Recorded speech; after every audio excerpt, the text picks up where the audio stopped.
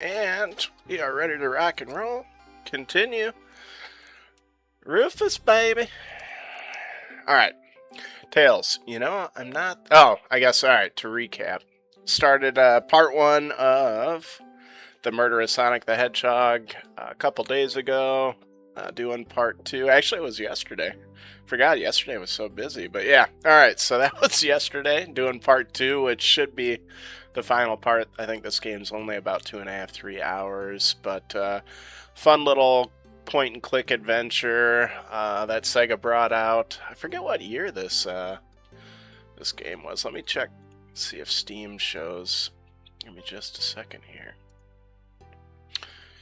Oh, release date on Steam at least was 2023.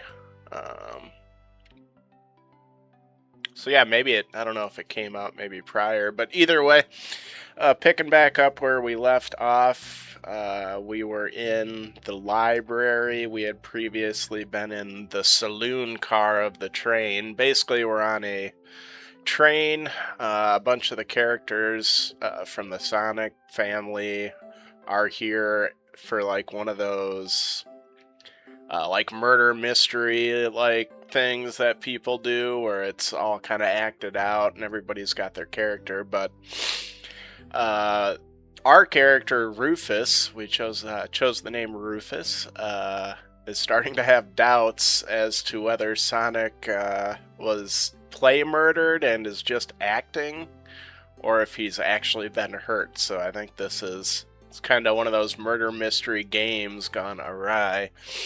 And let's see, I think we talked to Knuckles first in the saloon. Now we're talking to this guy named Vector, I think his name is, the alligator, or crocodile, whatever. Okay, so in any case, that's kind of to catch you up to speed. I'll remember more stuff as we go here too. But okay, so Tails says, I'm not the biggest fan of this line of thought.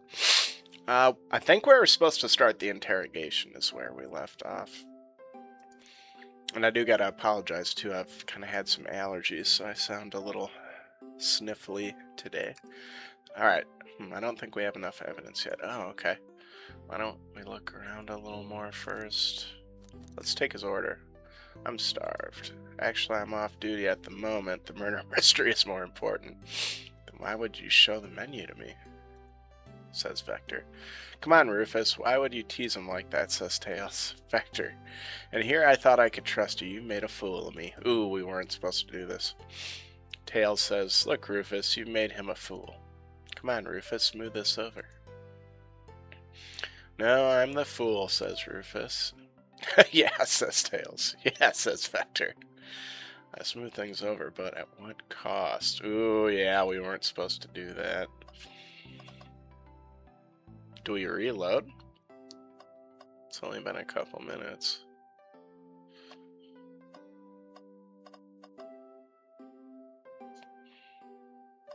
Why would I automatically...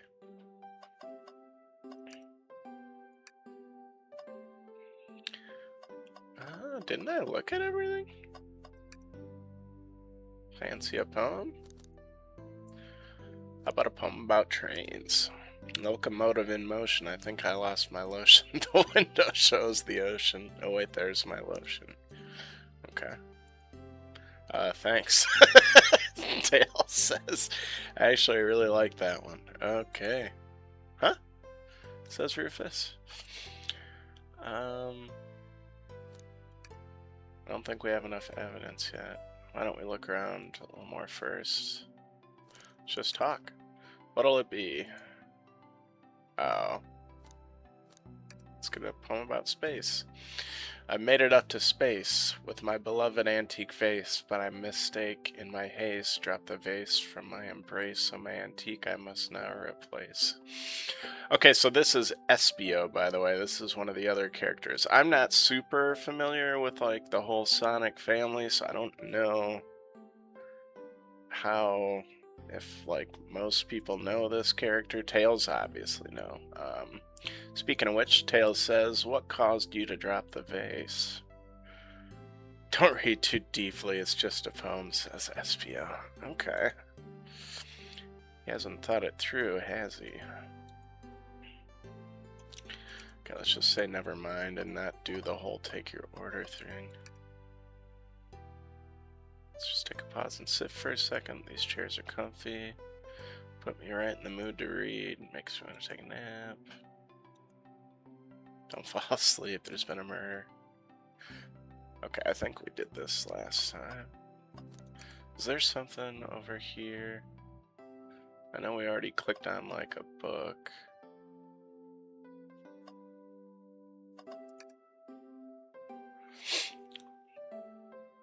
Yeah, we already went through this.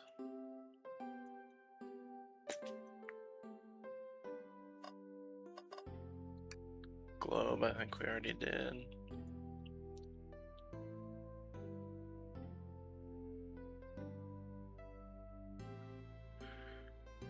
University, yeah, Professor Pickle, yeah, I remember this. Okay.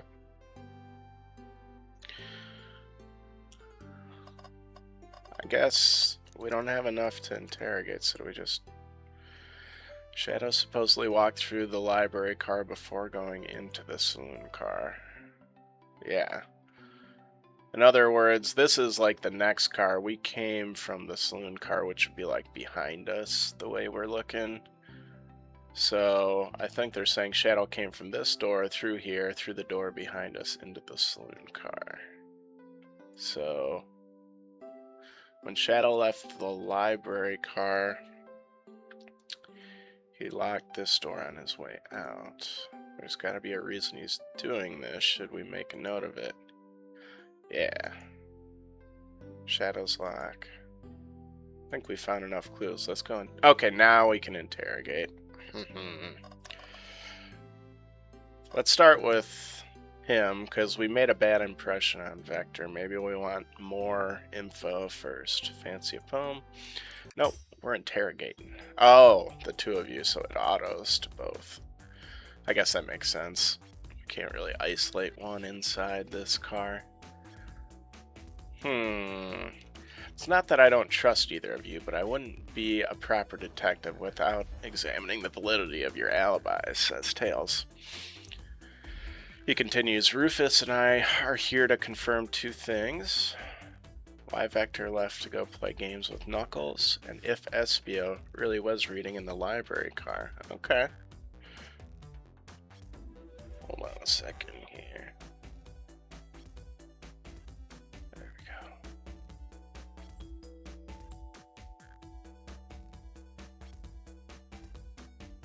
Is it going?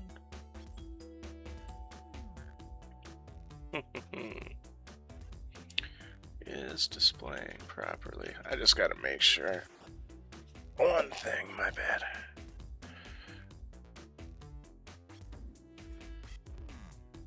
There it goes. Alright, good to go. Why Vector left to go play games with Knuckles and Espio really was reading in the library car. Okay, yep. Vector, we'll start with you. Why did you leave the library car to visit Knuckles? We're prepared to prevent evidence if need, says Rufus, as he's getting interrupted. Oh, that's easy. I got bored, says Vector. Tails, ... Rufus, ... What? Says Vector. Espio says, I wasn't entertaining him enough, it seems. Vector enjoys being social. And Espio was reading. Okay. Plus, we were instructed to mingle. I remember the arcade machine in the saloon car, so figured I'd check it out. Go check it out, says Vector. This seems to line up with the information we gathered with Knuckles. Indeed. Then that brings our attention to you, Espio. Is it Rouge? Okay, Rouge entered the library car, found something, then left, says Tails. He continues, you said you immediately started reading, but were you actually reading the entire time you were in the library car? Of course he was, says Vector. How would Vector know that if Vector wasn't there? Once Espio starts reading, he doesn't stop till it's done. I've seen it happen, says Vector. Must have been a good read. What was the book? Asked Tails. Espio ... SBO doesn't owe you that, detective. Let the man live, says Vector. Okay. What if it was embarrassing, says Vector. What kind of thing do you think? What kind of things do you think I read? Says SBO. If you won't talk, I have a hunch on what that book might be, says Tails. Rufus, could you help me out? Says Tails. Alright, so what evidence do we have? Probably this. A manual? You think SPO was reading instructions? Yeah, it was out of place. What argument could you possibly have to support this? Ooh, alright, minigame.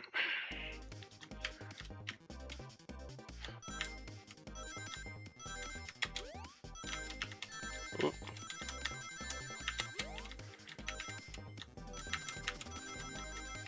Oh, crap. That was bad, that was bad.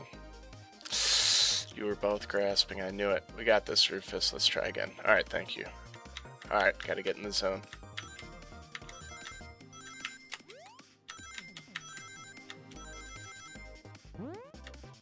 Ooh, that's rough. Oh no. Oh no. Okay. Dang, not enough rings. Just at the end. You were both grasping, I knew it. We got this, Rufus. Let's try again. I'm so bad. Oh no.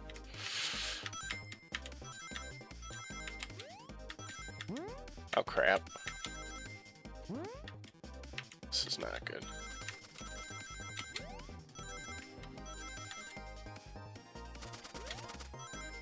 Okay. Okay. Alright. Took a couple times. Eek. Got there though. These are books scattered around the floor, sure, but the remaining books on the shelves were all in alphabetical order. All except this manual, meaning someone, at the very least, picked the manual up and put it back in the incorrect place. SBO's ... Sweat is accumulating. Tails says this lack of attention to detail isn't normally like you, SBO. Hey now, I won't have you insulting my pal like this, says Vector. Calm down, Vector. I know you mean well, but I can handle myself, says SBO. Apologies, SBO, Vector replies. A butcher and a poet, friendship can form anywhere.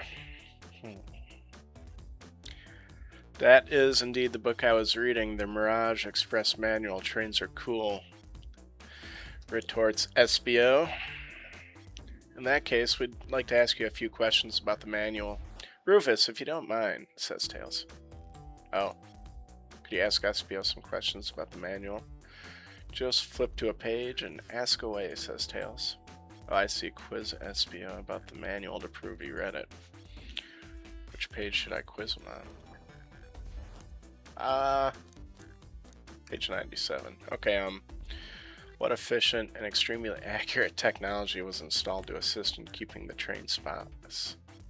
Robotic arms. During events, they can perform a variety of tasks and are responsible for cleaning up trash and messes afterwards. Yeah, so the conductor did say that. Didn't want to hire any janitors. The robotic arms can also detect weapons or explosive being brought onto the train, ensuring passenger safety. Seems like SBO aced that question, says Tails. Rufus hit him with another one. Alright, which page now? Oh, it changes the pages. What is the Mirage Express's cancellation policy? No refunds and you will be charged a no-show fee. This does not apply if you're over the age of 65.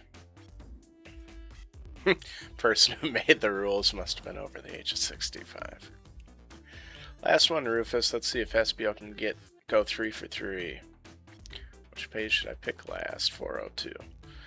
What was implemented to support the conductor duties and ease general train obligations? An intelligent data processing system, says SPO. It works in tandem with the conductor to assure smooth travel for guests. I remember this. The train has an autopilot, but it can't access its full suite of capabilities without the conductor present.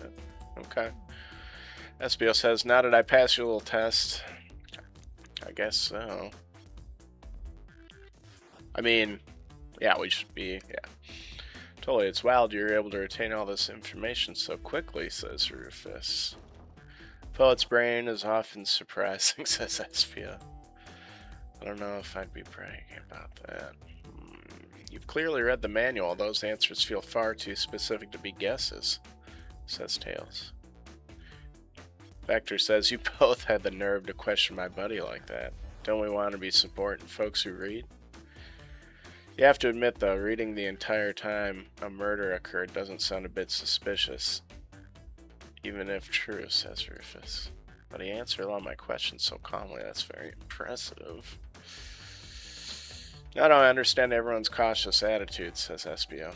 Vector was the only one to see me reading after all. My alibi is hard to substantiate, despite being the truth. Well, you definitely read through the manual. I suppose we should... SBO, is that true? Vector was the only one to see you reading? Wait a second, yes. Okay, so yeah, Tails asking if this is true. Because wouldn't it have made sense that, what's his name, Shadow came through? So Shadow's one of the other people in this game, and we learned towards the end last time that he had came into the saloon car, the last car we were on, which means he would have had to have passed through the library. Yes, that's correct. Problem, says SPO. Frankly, I don't believe that can be true, and we have evidence to back that up. Rufus?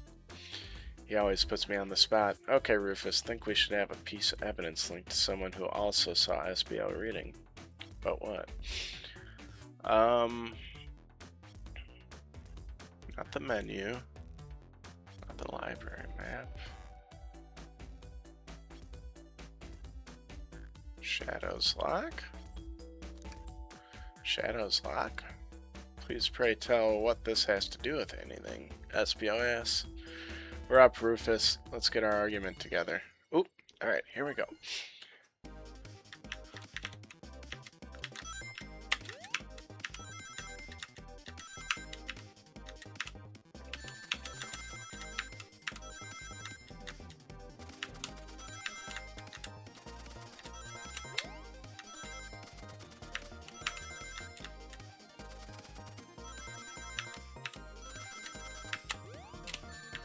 Shit.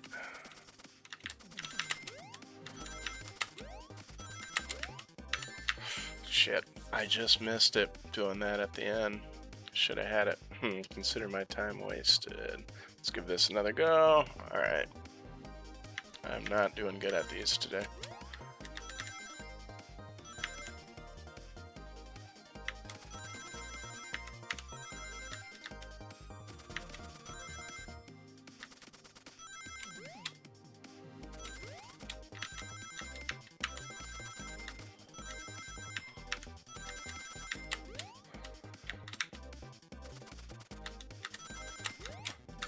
Oh, I think I still got it.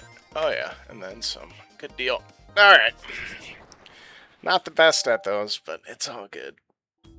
Shadow walked through the library car to get to the saloon car. Yep, this is what I'm saying, where he set the original high score on the arcade machine. Yeah, but I ended up beating it. It wasn't the high score long, says Vector. Vector says, continues, Crocs are natural gamers. Tails says, SVO said he saw Shadow enter the library car, but he's mentioned nothing about Shadow's return. He only mentions that Vector came back, says Tails. When Shadow left Knuckles and Vector in the saloon car, SBO was fully seated, reading his book for a good while at this point. Yeah, okay, that makes sense when he was going back to whatever that door leads to. Good point, Tails. SBO. We know Shadow had to walk back through the library car when he left the saloon car. True. So there's absolutely no way Shadow and SBO didn't notice one another on Shadow's return trip, continues Tails. I mean, it was a simple slip up. Okay, SBO's looking rather shady. I was just fully immersed in my book that I didn't notice Shadow. You're telling me the sound of doors opening and locking wouldn't have caused you to look up, continues Tails. Well, you see, I can sense SBO's desperation here. Defending the argument that he was reading the entire time isn't easy. Tails says, so if you didn't see Shadow returning from the saloon car to lock all the doors, then at that moment, were you really in the library car at all? Rufus says, but how would SBO leave? Shadow locked all the doors and no one saw SBO in the saloon car. It's a mystery, my dear Rufus, one that I would love for SBO to solve. You gotta believe me, says SBO. That cool demeanor is vanishing. Yeah, that's for sure. I was so involved with my book, I didn't notice Shadow pass back through the library car. Honest. When Vector returned, he even had to tap me on the shoulder to get my attention, continues SBO. Yeah, I think I remember doing that, Vector says. I must avenge my friend's death, so I'll ask you again, SBO, says Tails. If you weren't there for Shadow to see you reading, then how did you leave the library car? Asked Tails. I was and I didn't, SBO says. Why doesn't this seem right to me? Tails definitely feels like he's on to something, but I don't see it. Is SBO simply sitting reading, or did he somehow vanish to not notice... Yeah, vanish to not notice Shadow's return to the library car. What should I do?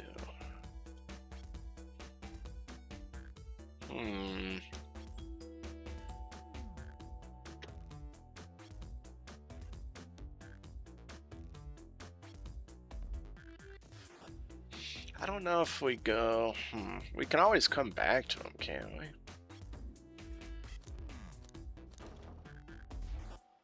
Yeah, let's join Tails. No, I can't interrupt Tails while he's on to something. That's right. I'll let him continue this line of questioning and... Rufus, my favorite and beloved employee, please protect the passengers aboard this train. They must be taken care of. If you fail, the lawsuits will be torturous. Don't allow such an old, feeble soul to get sued.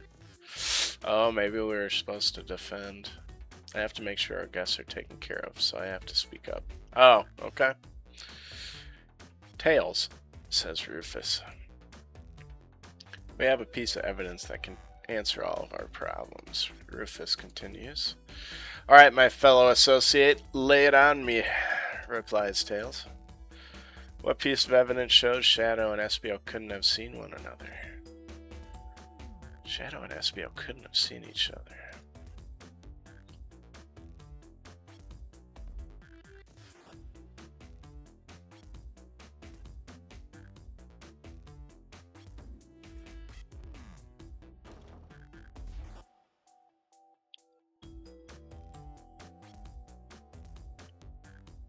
Is it this?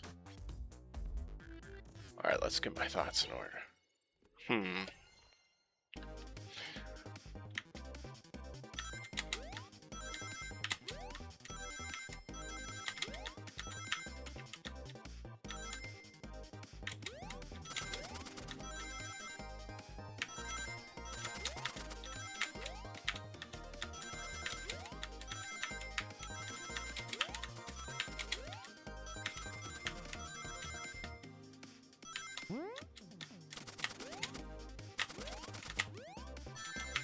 Oh, that might have screwed me.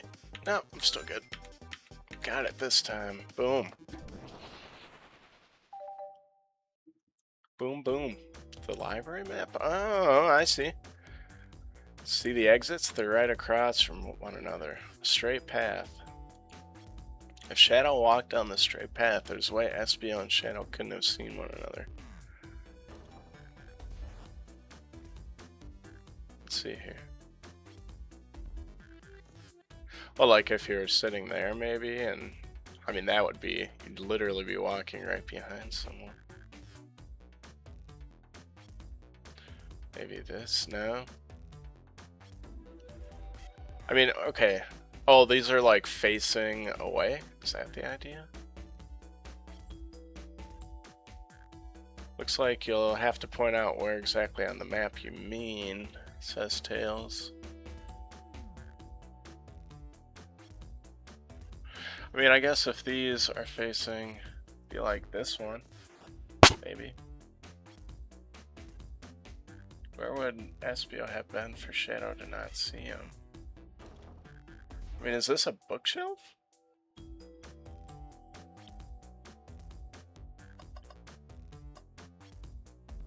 That's where I was reading, that's where I was sitting reading my book, says Espio. I can second this. I returned from the saloon car. Espio was in the same spot. That confirms it then. You see, Shadow and Espio couldn't have seen one another from this spot, Tails says. Because a bookcase is in the way, yeah. Okay, so that was a bookcase. There's no way Shadow could have seen Espio or vice versa, says Rufus. Makes a lot of sense why you never mentioned Shadow's return, Espio, continues Tails. There's just no way you would have seen him. Apologize for losing my cool back there. I felt like I was grasping despite telling the truth, says Espio. But I'm glad you all believe me now. Your alibi isn't the most airtight, but I have no further points. Thank you both for answering all our questions. We did it. Another pair of alibis validated. Alright. Doing good. Too many locked doors to worry about, but I'm glad everything straightened itself out in the end. Vector says, well, I'm exhausted. I'm going to crash here for a bit. These chairs are so comfy. Likewise, I could use a breather, says Espio. Sadly, our work isn't done. I have plenty of questions for Rouge, and especially Shadow, says Tails. Oh, it seems the door to the next car is open, says Rufus. Amy must have kept it open when she passed through earlier. Tails says, then that's our cue to leave. See you later, Vector and Espio. Give 'em heck. If you need any meat chopped up, say the word, says Vector. I'll keep my poetry sharp for you both, says Espio. Alright. A murder is on the loose, while doors keep getting locked. Tick-tock, tick-tick-tock goes the clock, while our heroes are in the caboose. Thanks, Espio. At this point, I'm feeling pretty confident in our detective abilities. We're really doing this. Come on, Rufus. Let's see what's next. Coming. You sure you don't want to stay and look at all the great books a little longer, says Tails. The mystery calls. Okay, the investigation continues, says Tails. On we go.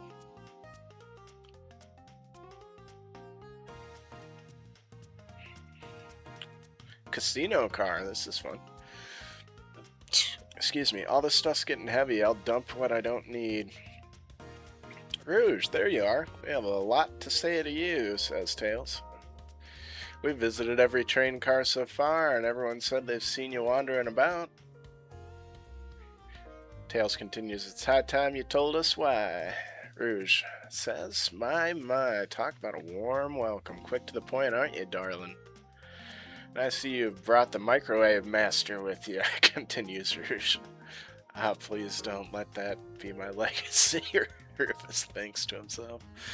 Tails is right. Folks have brought you up a lot. Care to explain? Asks Rufus. ... Rouge. Blaze interjects. Tell him, Rouge. We're gonna need the help. Blaze? Question mark. Says Tails. Alright, I've been hunting for a treasure rumored to be stored here on the train, says Rouge. Treasure? They certainly didn't tell me about treasure in the interview.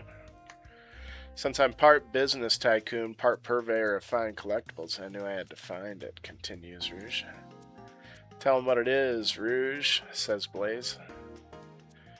Alright, well, it's a Fabergé Chow egg, says Rouge.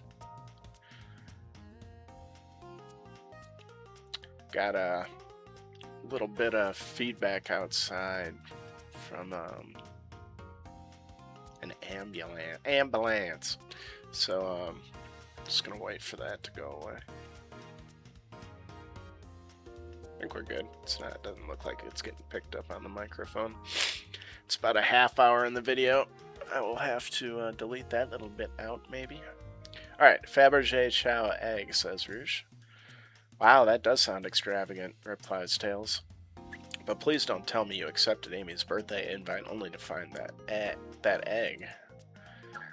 A woman can have multiple goals. I gave Amy her birthday present already, so everything's well taken care of, continues Rouge.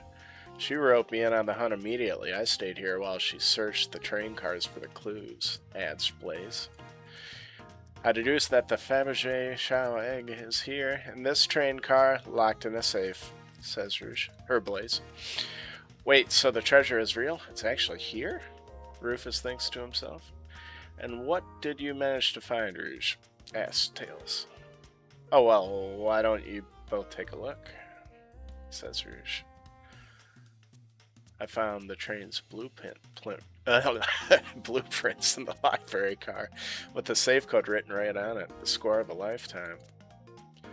The train's blueprints? Please, Rouge, let us see that, says Tails. Finders keepers, sweetheart, says Rouge. There's a problem. We need your assistance, adds Blaze. What kind of problem, asks Tails. The elevator behind the security guard leads us right to the room holding the Fabergé Chow egg, says Rouge. Elevator on a train? Elevator behind the security guard. But we're not getting anywhere without the guard's access card, says Rouge. We need a plan to get that card to use the elevator, and our chance of success grows with everyone's help, says Rouge. So you want us to help you steal the Fabergé Chow egg? Asks Rufus. Blaze, you don't have a problem with this? Says Tails. I see no issue here. Sounds like a fine business venture, says Blaze. Her lore cards must be influencing her decisions here, says Rufus. Or thinks Rufus. Either that or breaking the rules must be refreshing for a princess. Rufus, do you have an opinion on this? Asked Tails. Stealing is for squares, yeah. I think the only square here is you, Microwave Master, says Rouge. I must admit, that wasn't the coolest thing I've heard someone say, adds Blaze.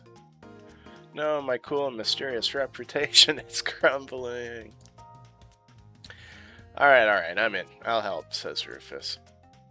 Well, I suppose both Blaze and Rufus are in, says Tails. Okay, let's get that Fabergé egg, says Tails. That's the ticket. Happy to have you both on the team, says Rouge. Now we must plan. What is this? It's such a weird tangent, it feels like.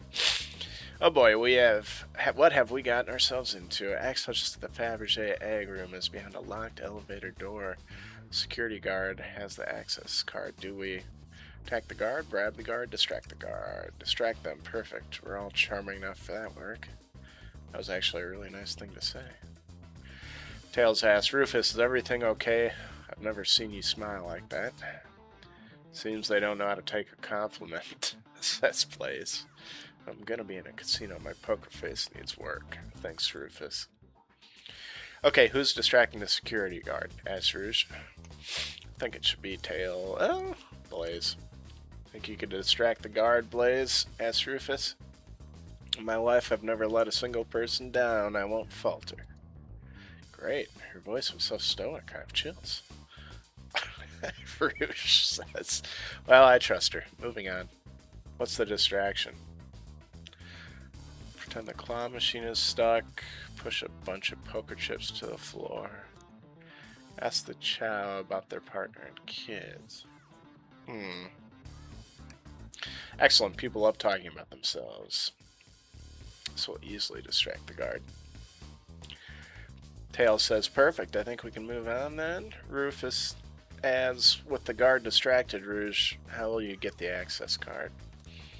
Pick their pocket, grab them, and fly up to the rafters. Pick their pocket. Rouge, I'll snatch the access key, no problem. That chow in uniform won't notice a thing. Excellent, says Tails. We can count on you, Rouge. Try not to take anything else from them if you can help it, adds Tails. No promises, replies Rouge. With the card obtained, we need to get Blaze out of there. Rufus, what's your plan? Asks Rouge. Say there's a drink without a coaster, push the security. I'll pretend to be Blaze's spouse. Then you'd be marrying into the royal family, says Blaze. What is your heritage? Any war crimes I should know about? asks Blaze. What? Well, Rufus trails off. You dress far too plain. You need a complete refashioning immediately. Exclaims Blaze. You know what? Maybe we should try something else, says Rufus. Interesting, you give up far too easily as well. We'd have to work on your fortitude. I said we'll try something else, Rufus says. With your card obtained, we need to get Blaze out of there, Rufus. What's your plan? asks Rouge. Say there's a drink without a coaster. Absolutely vile. I can think of nothing worse, says Tails. Despicable. I will never allow such a thing in my kingdom. Adds Blaze. The guard will go running immediately, I'm sure of it. Great. And with the guard distracted, aren't we the people that would be getting the coaster? I mean, we work for the train company. This seems sillier than the other idea. Alright, anyway, Rufus says great, and with the guard distracted, we'll all head to the elevator. And just like that, we all make it into the elevator. Inside, we... a celebratory dance. Tails says, now that's a proper victory. Rouge says, oh no, one last security measure we didn't account for. What do we do about the mechanical arms attacking from the ceiling? asks Rouge. Let's tie them into one big knot. My shoes don't have laces. Does anyone here know how to tie a knot? asks Rouge. Blaze does, yes? Well, no. Rufus says, I can, but I gotta sing a little song while I do it. Tails replies, I'm gonna step in here and veto this. Let's think of something else. Guess someone didn't want to hear my song, says Rufus. What do we do about the mechanical have-tails disable them? I should be able to disengage them, I'll just need some time, adds Tails. Well, that leads us nicely to our next question. Rouge continues, oh no, Tails is taking a while and the arms are tightening their grip.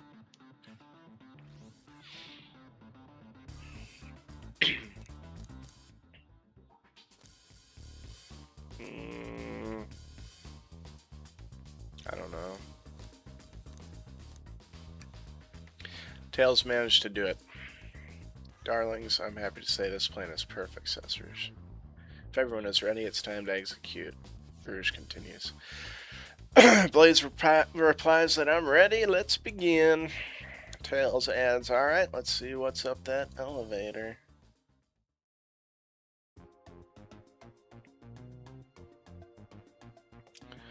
I knew the plan would go off without a hitch, says Rouge. Couldn't have made it this far without you both. You have my gratitude, adds Blaze. Our planning beforehand was very thorough, I must admit. It was executed to perfection, exclaims Tails. Enough chatter now. Now we claim our real prize. I have the safe code right here on the blueprints, adds Rouge. Let's claim the Fabergé Chow egg. No question, this has to be the safe with our treasure, says Rouge. Enter in the code on the blueprints and find out, Rouge, says Blaze. Oh, on it, sweetheart. Let's see, 230401. Oh, wow, Rufus says. It's here. Haha, I have it, says Rouge. Alright, before anyone sees us, let's get out of here. Hold on, kiddo, we can't be so hasty. You truly think that's all there is to this egg? Says Rouge. No further secrets whatsoever? Rouge, spit it out. What are you hiding? Adds Blaze. Only 3 of these eggs were ever made, each hiding their own individual secret, says Rouge. No one knows the secret because anyone who's opened one of these has never lived to tell the tale. Whoa. You can open the egg. Ask Rouge, you sure can. Or ask Tails, you sure can, replies Rouge. And all you will bear witness to its secret. Oh, okay. I don't know if you should, Rouge, says Blaze. All you need to do is twist it, exclaims Rouge. Tick, tick, tick, tick. Oh, it's a bomb. Tails, dot, dot, dot. Rufus, dot, dot, dot. Blaze, dot, dot, dot. Rouge, uh-oh. Rouge, has no one lived to tell the egg's secret? Tails continues, because each egg is a bomb? Oh, crap. I think you're onto something, kid. It sure sounds like a bomb, exclaims Rouge. We need to dispose of that egg now, says Blaze. Dispose of it? After all our hard work? Rouge says. Rouge, replies Blaze. Fine, fine, but what do we do? Where do I put this thing? Asks Rouge. Excellent question. What do we do with this thing? Eat the egg, smash the egg, take one for the team, throw and lock it in the safe, stomp on the egg, tell the egg to stop, Rouge kiss the egg, flip the egg upside down, let it finish ticking and see what happens. Open it up to see if there's wires to cut.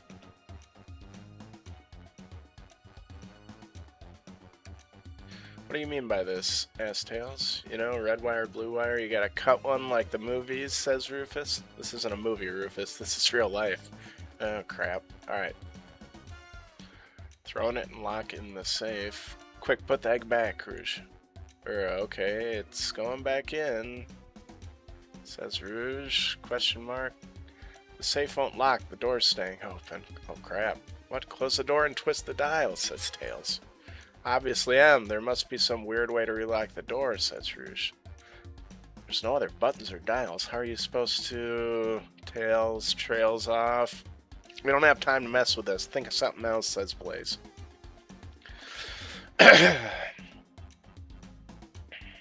Twist the egg again. Great idea, says Rouge. Stop. Stop. That's clearly not working. Let's think of something else.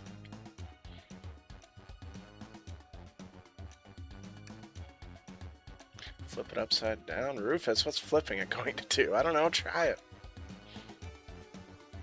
Nothing? Happy? Chaos control the egg away? Where did you hear about chaos control, says Tails. Doesn't matter. We need a chaos emerald to be able to do that, says Rouge. Well, dang it, says Rufus.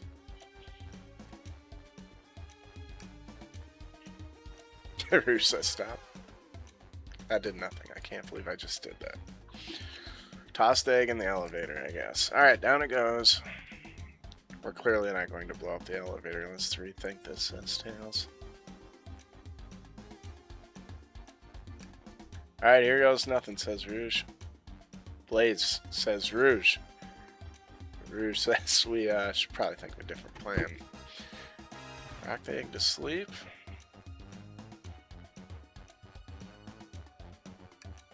Cool the bomb down with your tail like a fan, says Rufus. Worth a try, says Tails.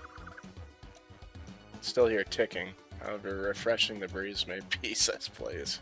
Okay, new plan, Rufus says. Call me crazy, but perhaps fire and explosives shouldn't mix, says Blaze. You don't think fire would neutralize the blast, says Rufus? You just like to say things, don't you, Rufus, adds Rouge.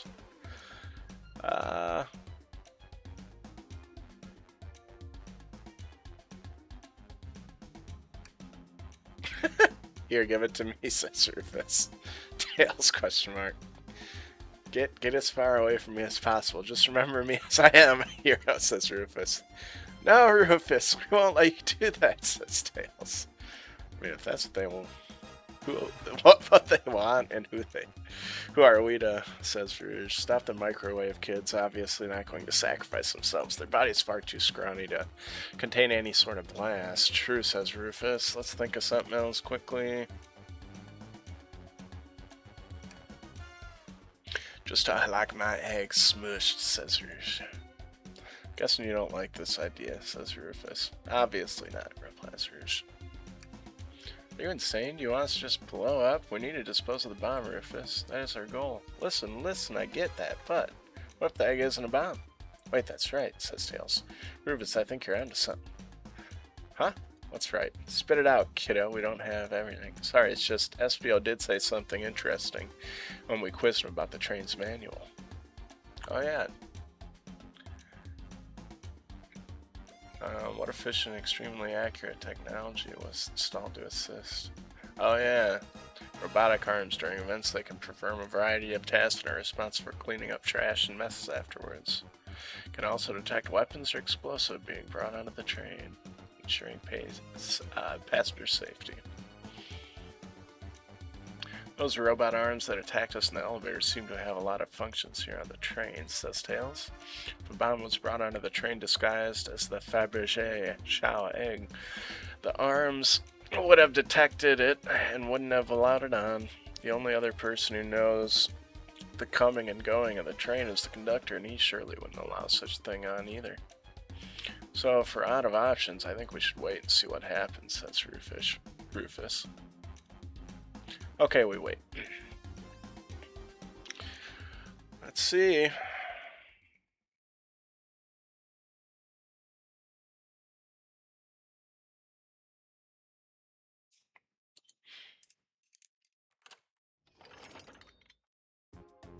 Dang, it's open. It's hollow, not a bomb at all. Says Rouge, you both really were onto something. Phew, says Tails. My, well that's one way to get the heart racing, adds Blaze. I'm completely relieved, they continue. My hunch was right, thankfully. Phew, and look what's inside, says Rouge. Wow, look at that sparkle, and it's so heavy too, says Tails. The final secret to the Fabergé Chow egg is a chow covered in gems. Says Rouge. It's perfect, it's exquisite, it's revolutionary, they add. Is she drooling over a sparkly ornament? Though I must admit it is stunning. You said no one lived to tell the Fabergé Chow egg's secret. I wonder why, if the egg wasn't a bomb, says Blaze. Because they weren't as tough as us. I don't know. Who cares, says Rouge. What a precious treasure, a beauty to behold. Maybe they naturally died of old age and just kept the secret with them. Yeah. Tails says, as much fun as this has been, we should get back out of here. We should get out of here before we're spotted. Good call, let's go, says Blaze. Boom.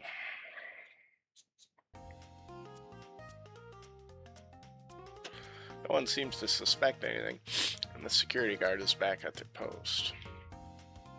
Hope they subdued the drink coaster fiend okay. Thank you both for the assistance. That hunt was exactly the thrill I was seeking, says Blaze. Stealing was strangely fun, says Tails, but I'd prefer to never do it again. Now Rouge, says Tails. Rouge? She's completely absorbed in that bedazzled chow. What is it, darling? asks Rouge. About those blueprints. Now that we're done with them, maybe we could take a look? Well, I appreciate your assistance, says Rouge. It's as I said, finders keepers. I'll need them a little longer in case I missed any other treasures, but I promise to let you take a peek later. I don't want to sound ungrateful, but I'm sure you get it, sweetheart, says Rouge. You can't just add sweetheart at the end of a sentence to make things better. I don't think there's any reasoning whether she's more powerful than me. Well, we'll get out of your way for now then, says Rufus. We have a murder mystery to attend to. They continue. Before you go, Shadow gave me and Rouge one of these he passed through earlier, says Blaze. Key. Let me unlock the door so you can continue forward, says Blaze. You know, we've had a lot of people mention you, Rouge, says Tails, but we also have just as much suspicion about Shadow. He's unpredictable, that one. Good luck to you, says Rouge. Door's unlocked. Both of you stay safe. Thanks again, says Blaze. Will do. Come on, Rufus. Let's head out, says Tails. Gotcha, Rufus replies, the mystery continues. It's Dr. Eggman's logo, I suppose. He does deal with a lot of casinos. He's an evil scientist that's always caused trouble for us in Sonic, says Tails. Every poker chip I've personally seen has had Eggman's mug on it, so I'm not too surprised to see this here, says Rufus. That's fair, I suppose I shouldn't be so surprised then, replies Tails. Okay, what else do we got? Dr. Eggman's built a lot of casinos to run around in, but I've never actually sat down to play any for fun, says Tails. Well, want to play blackjack?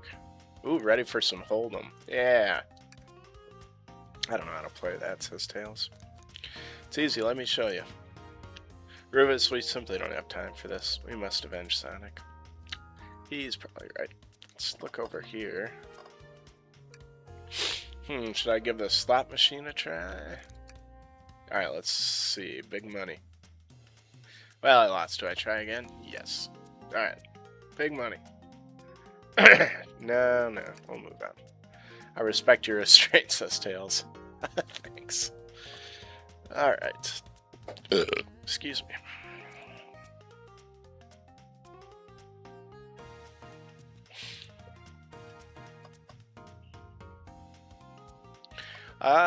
Is there any? Oh yeah, we can do that again. Ooh, jackpot. Interesting.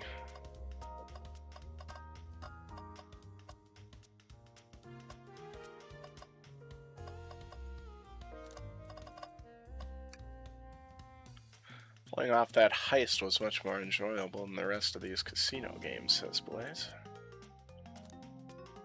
Alibi. Do you think you'd go over your alibi again for us, Blaze? Asked Tails. When Amy began the murder mystery, what did you do? Asked Tails. Sure, we left the dining car and Rouge pulled me aside to talk about the Fabergé Chow egg, says Blaze.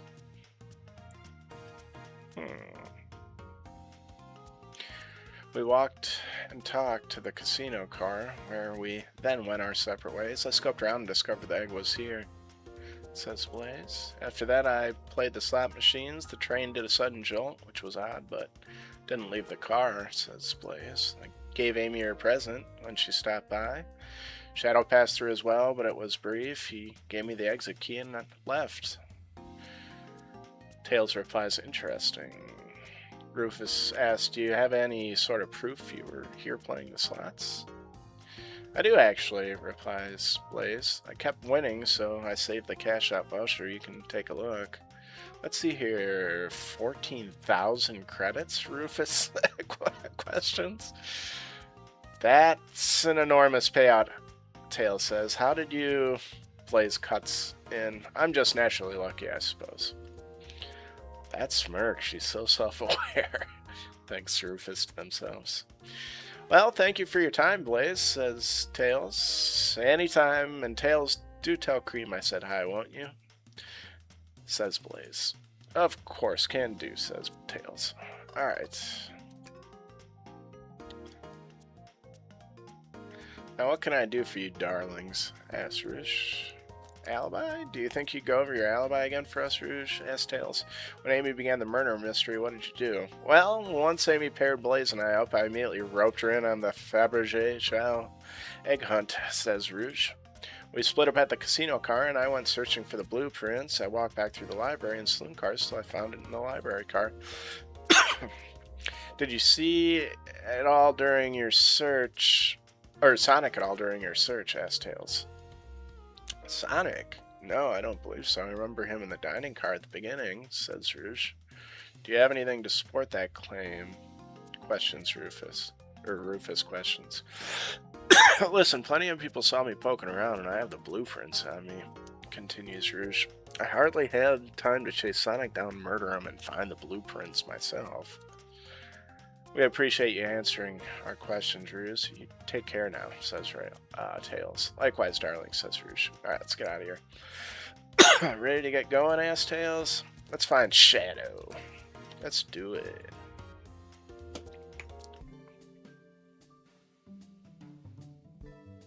Lounge car.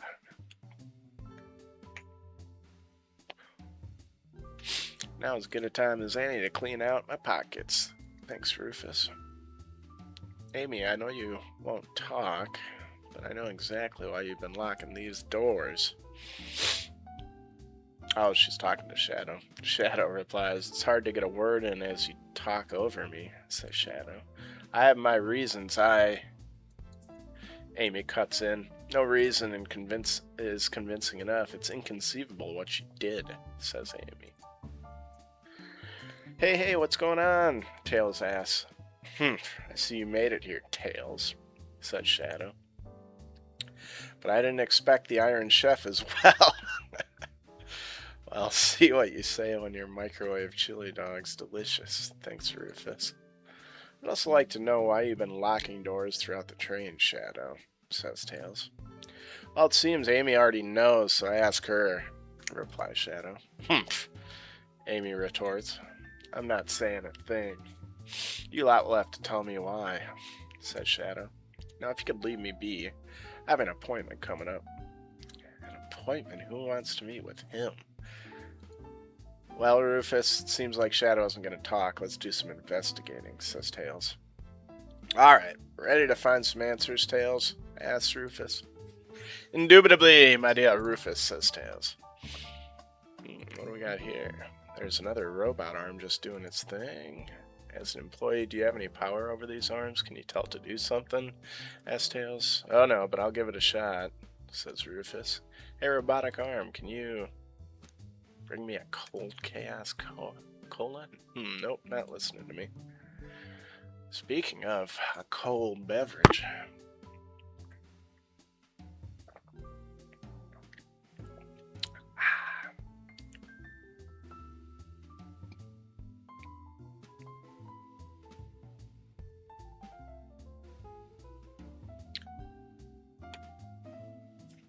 Alright. Rufus says, "Sorry, I'm quite parched too." "Could run and get a chaos cola for you," says Tails. "Ah, no, I'll be alright. Thank you, Tails.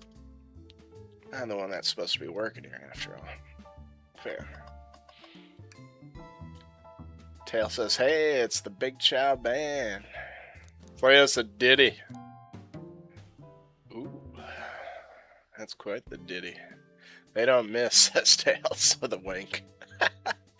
Rufus replies, "Let's Chow understand music." Okay, what do we got in here? "Rufus, could you open that wardrobe, please?" asks Tails.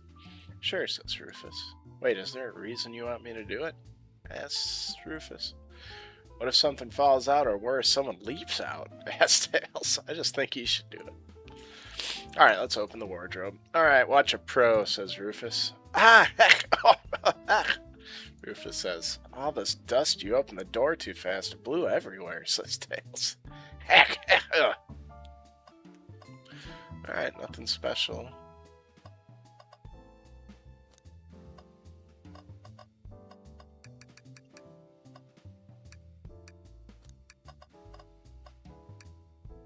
"Wow, Tails, you have to check this out," says Rufus.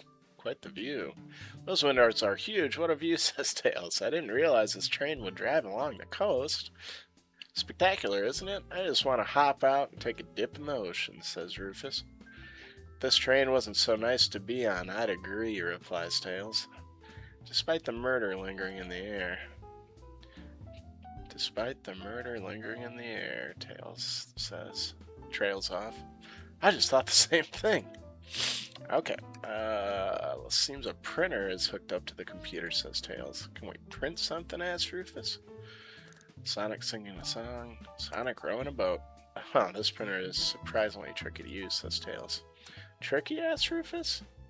"Yeah, the user interface isn't very clear, but I won't let it stump me," says Tails. Boom. "And here you go," Tails says. "Yep, that's exactly what I asked for. I'll quietly set this back on the printer." "They told us about this in my interview," says Rufus. "The lounge has a computer complete with internet access for casual browsing. How lovely. Seems convenient," says Tails. "It is," says Rufus. "A shame to be on the computer and missing those gorgeous views, though."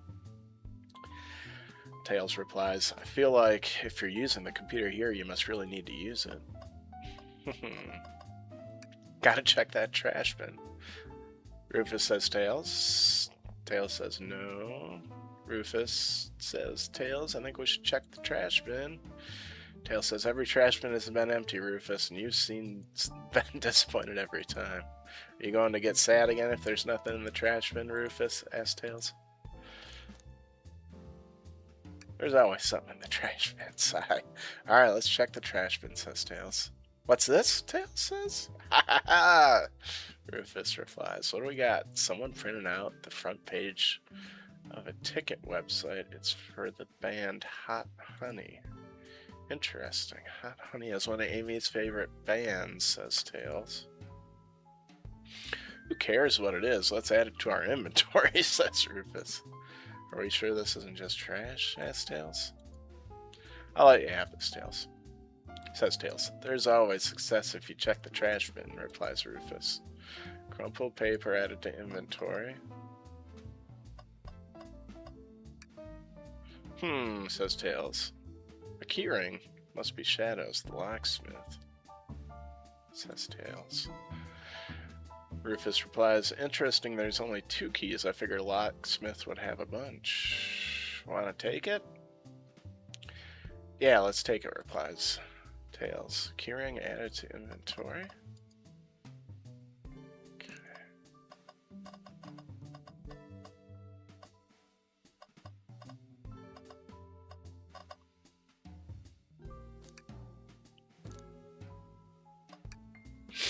Amy says, glad you two finally caught up. I'm surprised it took you so long to get here. I thought you wanted to save Sonic. Tails replies, we've been thorough. Do you have any clues for us? Amy replies, just a hot tip, but all will be revealed in due time. I just think I'll be shedding a big light on this whole case. Could you please tell us? I hear sharing is caring. No way, says Amy. Journalist reporter Amy Rose is always first to reveal a scoop. When you're ready to challenge Shadow, talk to him. Then I'll be ready. I'm so curious what it is. She seems confident. We'll hold you to it, says Tails. Talk? I'm surprised it took you so long to get here. I thought you wanted to save Sonic, says Amy. We've been through. Do you have any clues for us? Just a hot tip, says Amy, but all will be revealed in due time. Alright. No wage. Okay, so she's gonna do the same thing.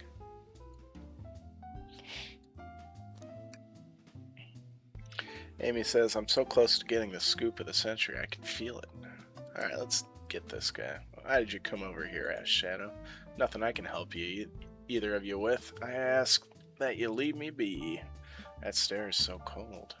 You know, maybe we will get out of here, actually, says Rufus. Tails exclaims, Rufus, we certainly will not. I don't think we have enough evidence yet to interrogate Shadow. Why don't we look around a little more? Rufus, we can't move on until we interrogate Shadow. Oh yeah, I guess I was getting a bit ahead of myself. Guess you were. We've better get back to the investigation. Okay, what could I possibly be missing?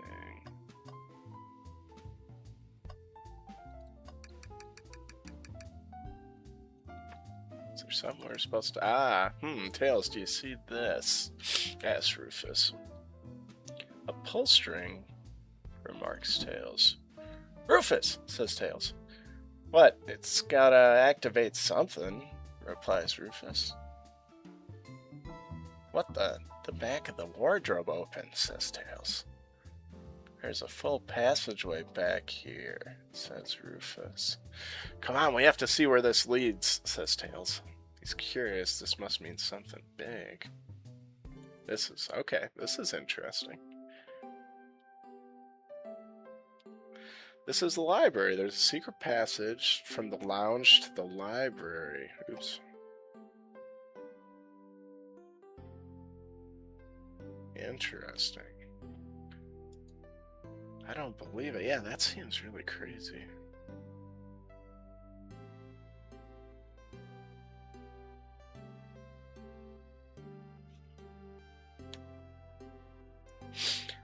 Okay, that opens up a lot of stuff.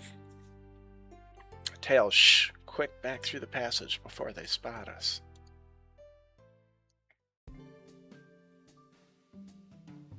Okay, so you can basically skip over the casino room. We need to add that to our inventory, says Tails. Hidden passageway added to inventory.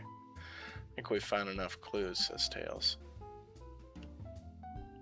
Let's go interrogate Shadow and find out what really happened, says Tails. Why'd you come over here? Start interrogation. Shadow, we have questions for you, says Tails. Will you three get out? I'm busy, says Shadow. As I said, I have an appointment to attend. Tails replies, sorry, but this is important. Shadow, we've questioned everyone on this train. Every single person has mentioned running into you. You've been locking every door in this train, and I know why, interjects Amy. Tails, what? Rufus, huh? Shadow says, pray tell, why was I locking all the doors? Time to reveal my hot tip, says Amy. Hope everyone's ready for a scoop found by yours truly. We're ready.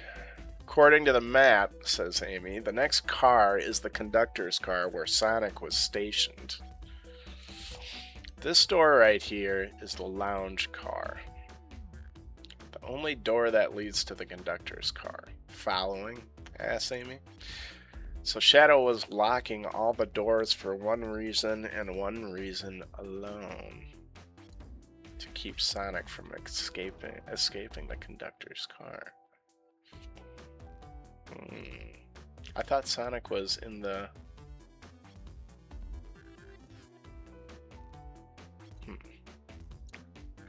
Tails says, so you think Shadow is trapping Sonic? Amy replies, I sure do. He locked the conductor's car, then locked all the others, so one locked door wasn't suspicious. Pure conjecture. You all get out and leave me be, says Shadow. Well, my source can back up these claims. They will remain anonymous, but I think the point stands, says Amy. My source claims they never saw Sonic again after he went to the conductor's car. Why? Questions Amy. Amy questions. Because he was trapped and couldn't leave the conductor's car, continues Amy. Reckless speculation, replies Shadow. Is the logic sound, though? Is Shadow trapping Sonic? I'll play along and follow this train of logic. Haha, train of logic, Amy, says Tails. Shadow did lock the door to the conductor's car, imprisoning Sonic. Then how was Sonic found in the dining car? That's what I'm saying. Would I had to go through that trap secret passage, probably, huh? Shadow says exactly. I think Rufus and I can explain the car change, however, says Tails. Shadow ... Rufus, what evidence do you have that shows Sonic could have gotten to the dining car? Asks Tails. I think it's probably hidden passage. Okay, just get my thoughts in orders. Thanks, Rufus. Dun dun dun dun!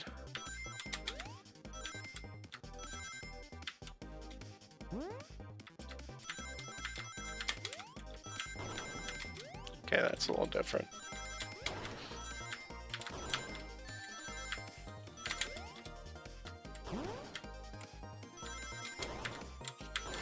Shit. Oh, that's really tough. I don't think I can, like, falter once. Okay.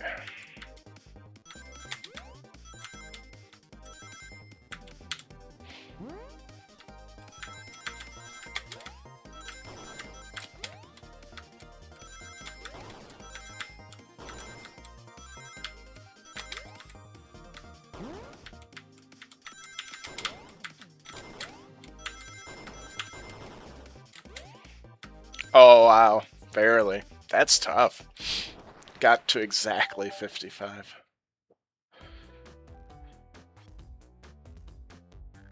Huh.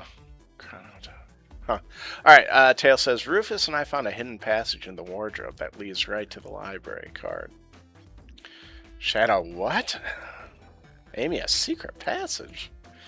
Rufus says, so someone could have used the passage, snuck through the library car, walked past the distracted boys playing arcade, and safely arrive at the dining car. Excellent work, Rufus, says Tails. That adjusts my theory a bit, says Amy. So Shadow merged Sonic in the conductor car, but then thought the crime scene being so close to his station was suspicious. Shadow picked up Sonic, locked the door to the conductor car on the way out, and dropped the body off at the dining car, continues Amy. Are you officially accusing Shadow of murder? Asked Tails. I am, but of course this is just a theory, says Amy. I don't have any evidence to back this up, other than my hot scoop. Seems Tails and I were more thorough than you. If Shadow's not going to talk, then I'll humor you once again, says Tails.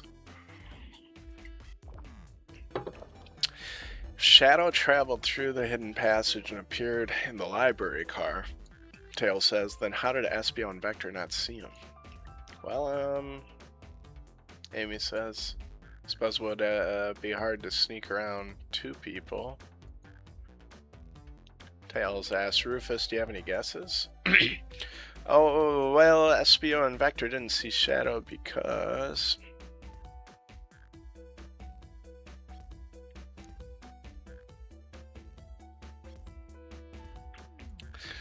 Vector was with Knuckles.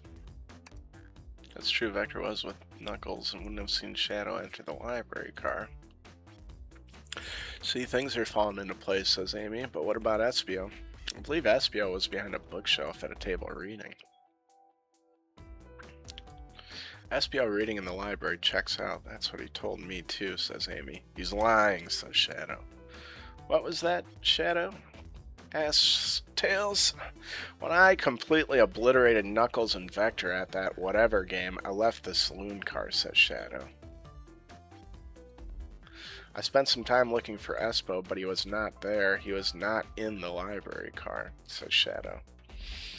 Like I'd believe you, says Amy. You're currently my #1 suspect. Why were you even searching for Espio, huh? Asks Amy. ... Shadow says, if you must know, I need to give him a key. Needed to give him a key. As if, says Amy. Why would a locksmith be giving away his keys?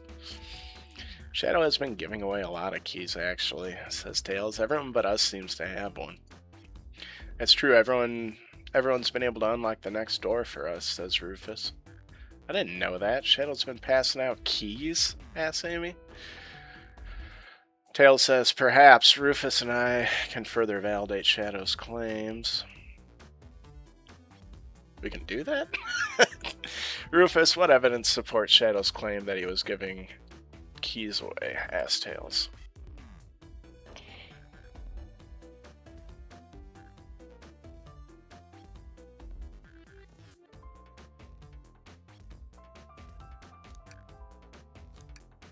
Is it the keys? That feels good. Now to get my thoughts in order. Alright. This is going to be tricky.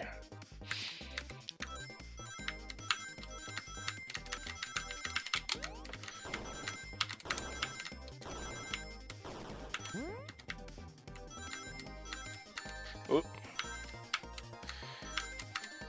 Crap. Yeah, that's no good.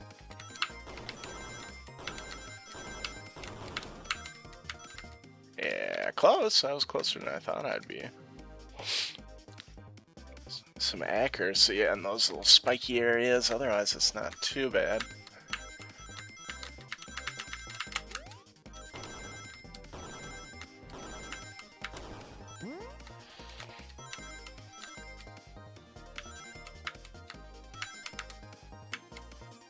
Good.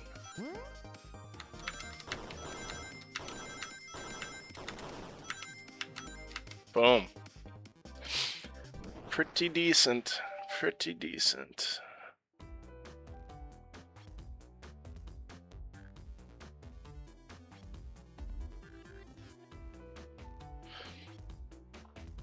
Alright, Rufus says there's only one reason. There's exactly 2 keys on that key ring. Those were the 2 keys Shadow meant to give Espio and Vector. No way, says Amy.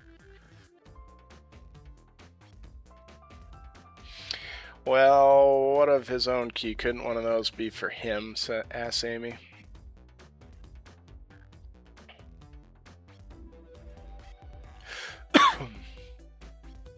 I have my own key on me, says Shadow. Interesting, says Amy. So let's say Shadow.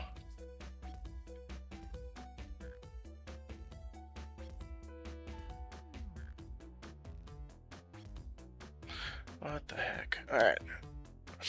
So let's say Shadow's telling the truth. Then what? Asks Amy. If Shadow didn't murder Sonic and bring him to the dining car, then what possible reason could he have for locking all the doors? Asks Amy. She's right. Her theory is strong. Tails and I certainly haven't presented any possibilities. Is Shadow really innocent in Sonic's murder? I think Rufus and I know exactly why Shadow was locking all the doors.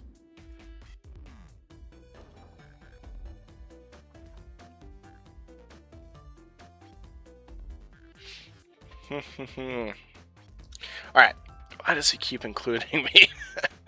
First, Amy, I just have one question for you.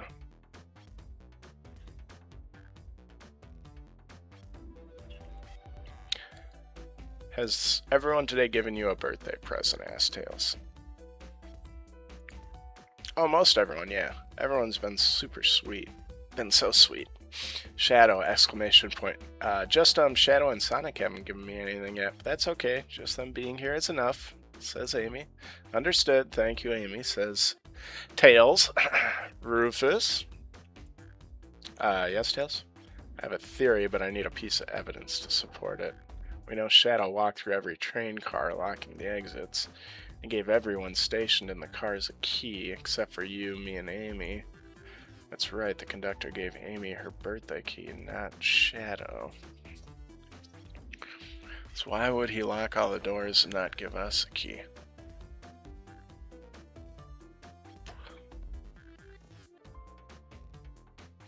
Wanted to keep us away? Was Shadow locking all the doors to keep us away? Not us, Rufus. I'm making a leap here, but stick with me, continues Tails. I think Shadow was trying to keep Amy away.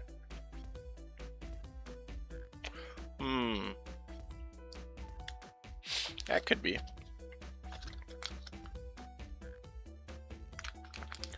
Excuse me, says Amy.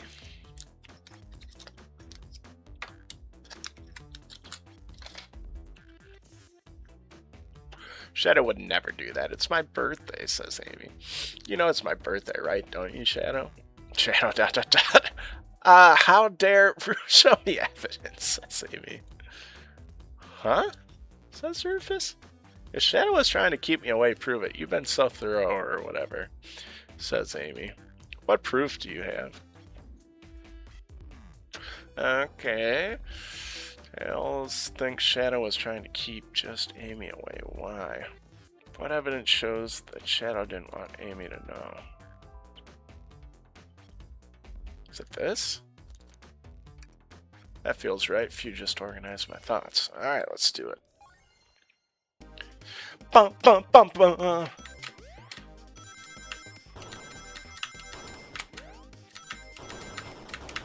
Whew.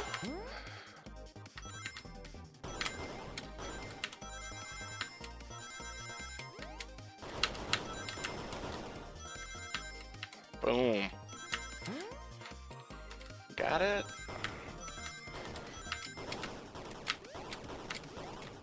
We got it. Boom. And one. Baby.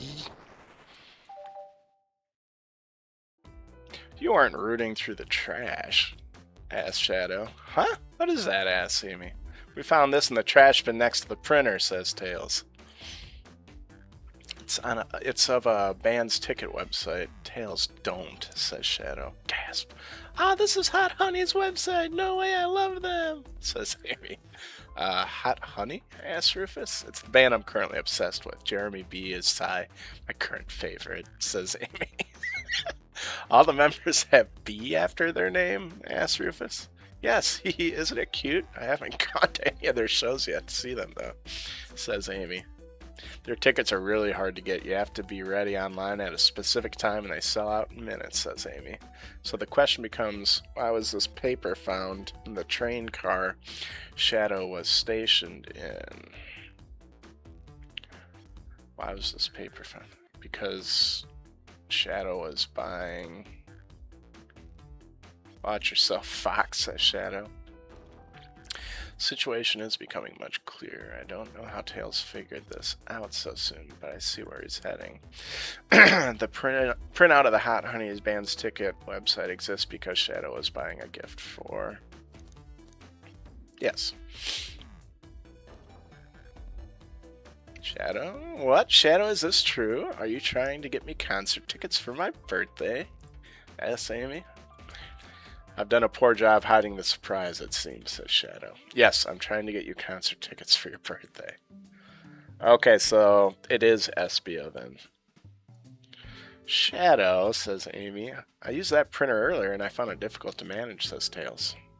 When logging onto the website, did you print the homepage by accident? Asks Tails. How the... Yes, that's exactly what happened, says Shadow. I'm not fantastic with computers, admittedly, says Shadow. I can't believe this. After I accused you of murder, says Amy. Spill everything, Shadow. The cat's out of the bag. I want to know everything, says Amy. Fine, the surprise is ruined anyway. Oof, probably our fault there. Sorry, that's all a detective's job is, I suppose, says Tails. When I arrived on the train, I realized everyone else had a gift except for me, says Shadow. Worried for my social status, I immediately began brainstorming ideas and saw the computer. I remember Amy had never seen Hot Honey live and looked it up. That's when I accidentally printed the homepage, says Shadow. The concert tickets weren't actually on sale, I realized, but would be available soon. Is that the appointment you keep speaking of, the time you're able to actually buy the concert tickets? Asked Tails. Precisely, says Shadow. I haven't purchased the tickets yet. I knew I had to keep Amy away. I waited to buy the tickets, so I began locking all the doors. But for the safety of everyone, I handed out keys so they could get in and out, telling them not to let anyone through. Didn't work. Amy still managed to make it there somehow. Amy says, it's because the conductor gave me this. This key opens up any door on the train. I've gotten through everyone so far. The plan's fatal flaw, the birthday key. Should have guessed it. It's a well-known privilege, says Shadow. Shadow Eye, your gesture is so sweet, and after I accused you too, says Amy. How about this? Let's buy the tickets later, and to make it up to you, you can come with me, says Amy. I don't know if, says Shadow. Too late, it's happening. Yeah, can't wait. Show of a lifetime, says Amy. Sigh, fine, says Shadow. Happy birthday, Amy. Tails chimes in. I expect lots of pictures from the concert, you two, says Shadow. Okay, so it seems the mystery of Shadow's locked doors has finally reached the end. I blame my source for all this. That wasn't a hot tip at all, leading me to believe Shadow was behind everything. My credibility as a journalist reporter down the drain, says Amy. Amy, I'm curious, who is the source of your big scoop, asked Rufus. I would like to know as well, says Shadow. Sorry, strictly confidential, says Amy. My credibility may be shot, but my principles must stay intact. I have a strong feeling I know exactly who your source is, says Tails. But we need to investigate one last area of the conductor's car. I'll come with you, says Shadow. I'd love to know who's been dragging my name through the mud, and I'll join as well, says Amy. Time to see this through to the end. Well, more than happy to have you both, says Tails. Rufus, I hate to say it, but I believe our investigation is finally coming to a close, says Tails. The pieces are coming together. The full picture is becoming clearer and clearer. Let's end this, Tails. We'll spin down Sonic's murderer for good. Right on, then. Let's do it, says Tails. Ready to go to the conductor car? Let's finish this. It's now or never.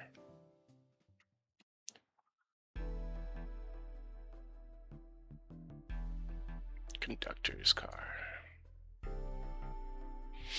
Spilled coffee. Should really sort out my evidence before I continue, thinks Rufus.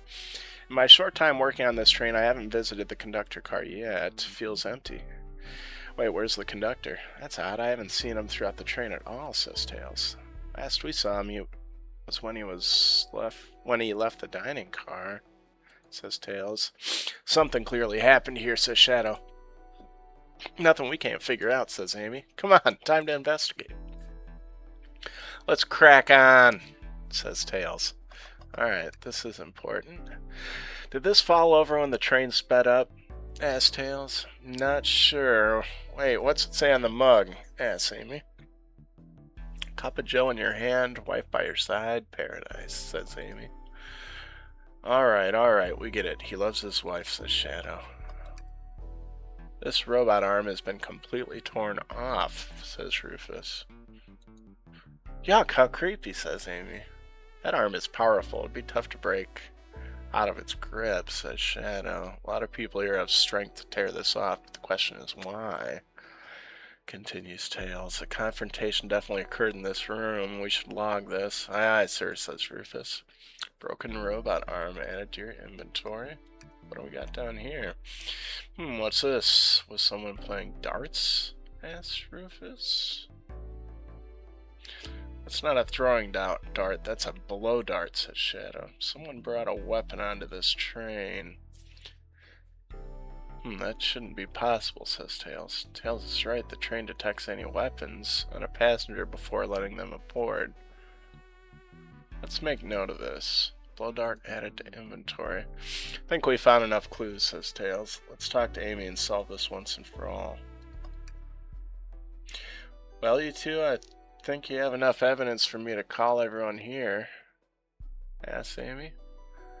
It's high time we named a suspect, says Amy. What do you think, Rufus? Ready to solve this case? Darts. Blow dart. Hello, everyone. This is the birthday girl speaking, says Amy. Please report to the conductor car at once. Alright. Is it Espio?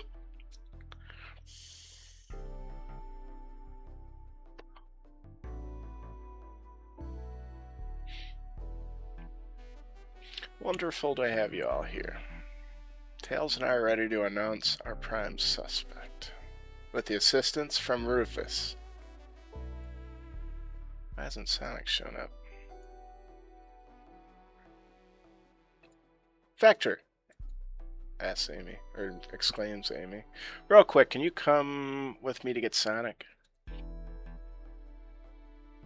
You must still be pretending to be dead, lazy bum, says Amy. Ready, let's go get him, says Vector. Let me tell you, darlings, this has been a delight, says Rouge. A delight? Asks Knuckles. The air in here is so intense, I love it. Nothing like the thrill of a mystery, says Rouge. The train has so many amenities, I feel so catered to, says Blaze. Admittedly, I've been having a lot of fun myself, the amusement of a chase. See why you're a detective outside of this mystery, asks Spio. Says Tails. You and I love a good thrill, it seems, says Aspio, but on this train I am but a humble poet. I'd be willing to do an event like this again. It says here the train does escape rooms as well.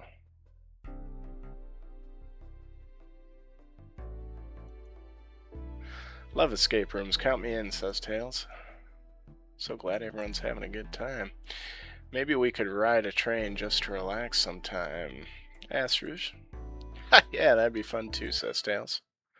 Ah! Says Amy. Everybody is exclaiming. What in the world, says Shadow. That's Amy's voice, says Tails. Quick, where's Amy, says Blaze.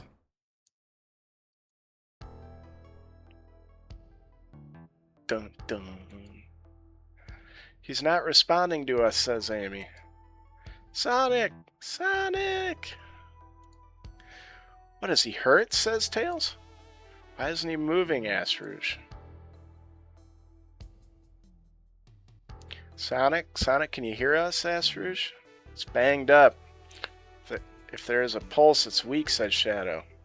Set him down, Vector. Make sure his head is propped up, says Espio. I'll help you, Shadow, says Shadow. I knew one of you would take this too far, says Amy. Which one of you did this to Sonic on my birthday, no less? Could this really have been one of us? Asked Knuckles. There's no one else here, Knuckles, says Amy. So I'll ask again, which one of you did this? This is inexcusable. Sonic's hurt, says Tails. I'm going to expose the monster who did this. Tails is not having it. I thought Sonic could handle anything, but somehow he met his match. I'm going to help you get to the bottom of this, Tails.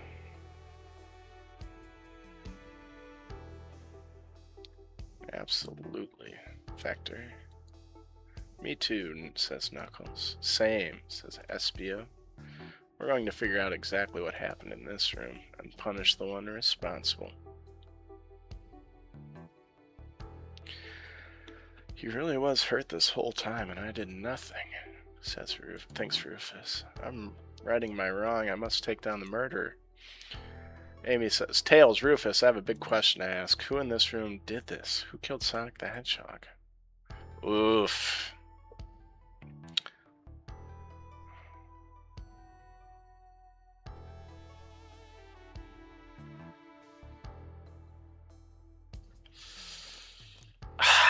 Espio? With the hidden passageway in the cabinet, Espio could have went from the library to whatever that car that Shadow was in. Rouge was also looking for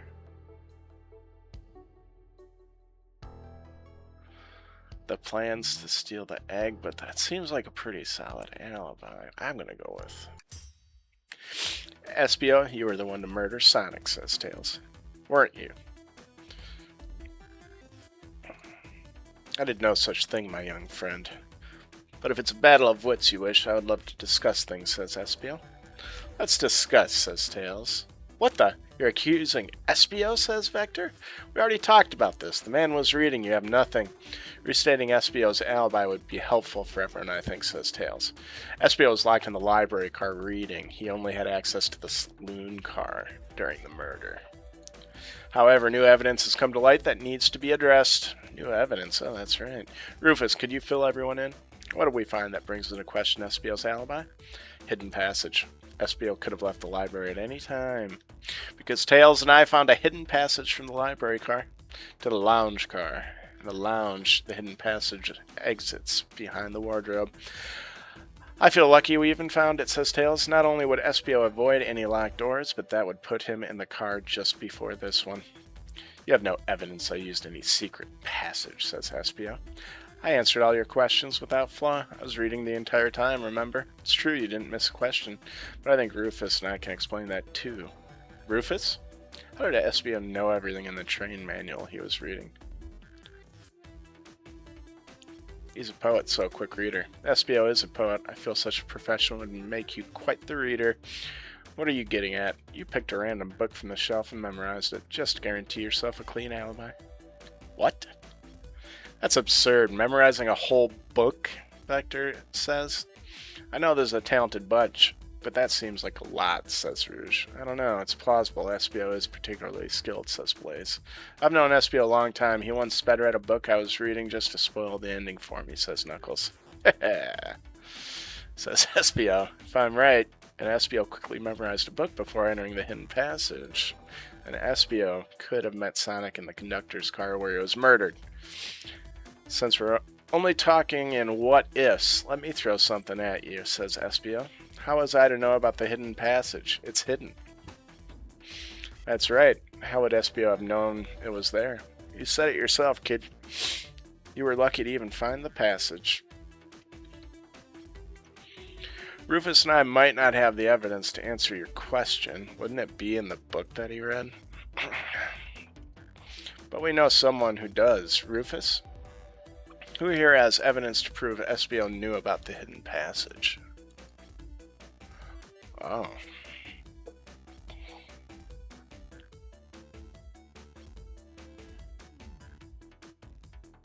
Is it Shadow? That wasn't exactly what I had in mind, says Tail. Maybe you could give me a hint? They told us we can see something later, and now's the time to take a look. Who told us that? Here as evidence professor. Later.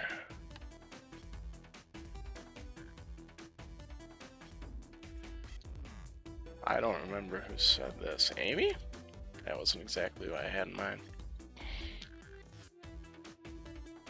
Who told us that?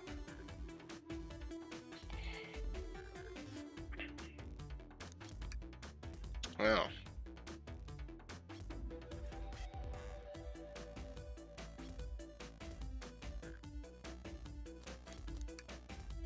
I have no idea. I do not remember this. Rouge, we need to see those. Oh, the blueprints. Duh. Brain fart city. That's right. Duh. How did I not think of that right away? Dumb. Alright, blueprints. You stole blueprints? S-Vector? Whatever, I already used it to scout for more treasures. Came up cold, said Rouge. You can have it. Blueprints are added to your inventory. This right here is a blueprint to the entire train. SPO could have easily used this to find the hidden passage. That makes you think... What makes you think I ever saw those blueprints? Rouge had them. Well, Rufus, do you have an answer for him? Says Tails. How could SPO have seen those blueprints? SPO found them before Rouge did. They're in the book. Rouge, where did you find the blueprints? The library car. It was stuffed with brochures. Checked the salon car first, then found the blueprints after leaving. So that means SPO had time to find the blueprints and discover the hidden passage, says Tails. In my theory, SPO looked at the blueprints and then used the hidden passage to get Sonic, continues Tails. Within Amy's guidelines, the murderer can kill a single participant however they choose. The logistics are still vague, but Rufus and I have evidence on how Sonic was murdered. I'm unsure how much harm SPO caused Sonic, but Rufus and I have evidence on how it was done. Oh, this is rich. Pray tell, says SPO. If I murdered Sonic, how did I do it? Okay, now to form my argument. Come on, focus. You're close, Rufus. What would Sonic do? Alright. Bum bum bum bum.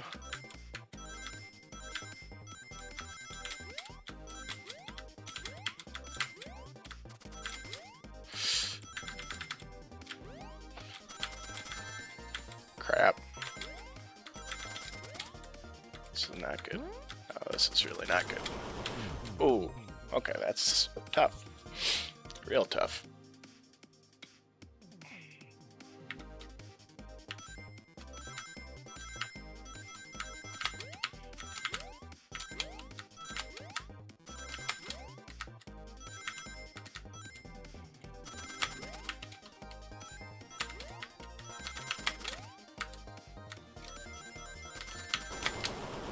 Okay, so I've got to hit the thing there. That's tricky.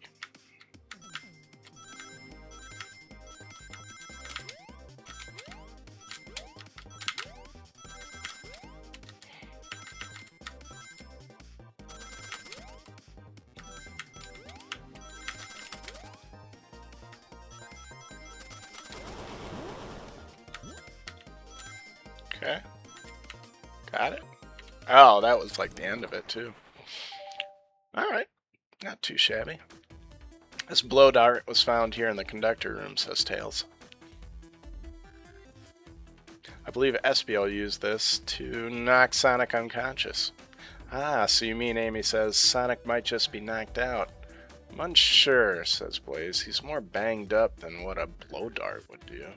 According to Amy's rules, a blow dart counts as a kill for the murder mystery, says Tails. My theory, therefore, is plausible. Plausible, you say? Then why are there so many holes in it, says SPO. You deny the allegation, says Rouge. Of course I do. Let me present the first fatal flaw, says SPO. If I knocked out Sonic in the conductor's car, then how was Sonic found in the dining car? Ah, shoot, that's a good point. But Tails was onto something, I'm sure of it. I locked all the doors and Espio didn't have a key. We would have had to take the hidden passage back. If you took the hidden passage back, he'd end up back in the library, says Blaze. Rufus and I know another way it could have been done, says Tails. We do? What piece of evidence do we need to take a closer look at, says Tails.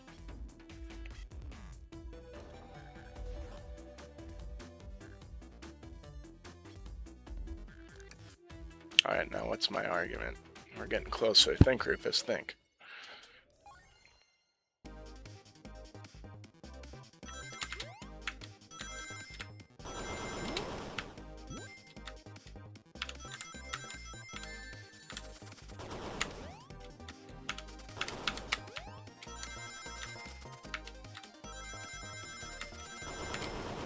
Oh no! Oh, that's lame.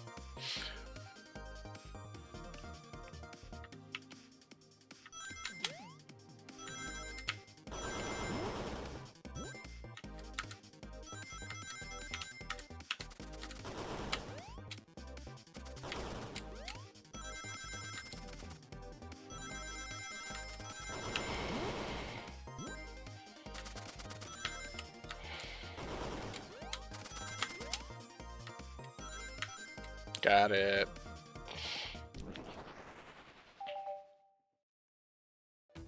Alright, let's take a look. If Espio didn't take the secret passage to get to the dining car, then what route did he take to get Sonic there? There's a path above the conductor car and it goes all the way to the dining car. Huh, I didn't even see that area. Is that some sort of long attic? According to these blueprints, there's a hidden path in the ceiling that leads straight to the dining car. Perhaps you can access it, says Tails. Through the vent over there? The vent, of course. That must be the entrance to the path. Allow me to check it out, says Knuckles. My word, says Knuckles. There's a path back here and a track. Track, huh? Track for the robot arms, I think, says Knuckles. This must be the path the arms take to move through the train, says Amy. So you're saying, Espio says, I somehow fit with Sonic in that vent and took him to the dining car? Tails, you're a smart kid, so I know you realize we both couldn't fit up there, says Espio. Espio's right, this is feeling flimsy, Tails. I need an answer. My name's getting dragged around here. How on earth would I get Sonic through that vent? Asks Espio.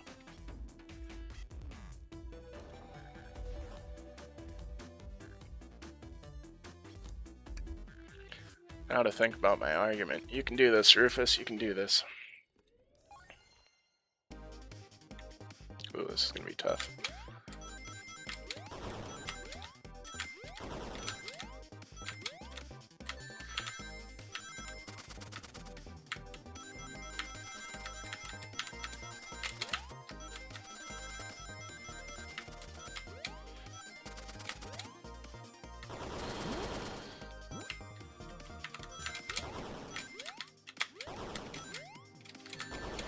Fuck. That was bad. These are getting tricky.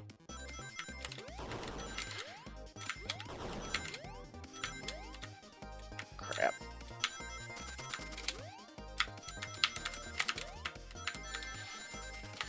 Oh, shit.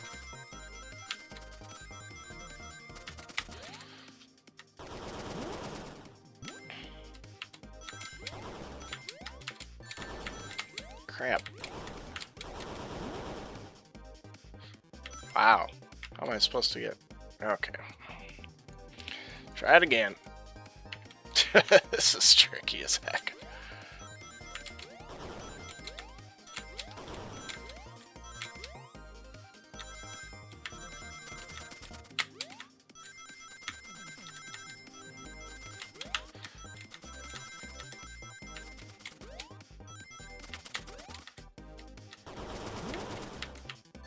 Oops, shit. Oh, that screwed that up. Yeah, that's the end. That's tough. Yeah, wow, that's tough. Holy crap. Alright.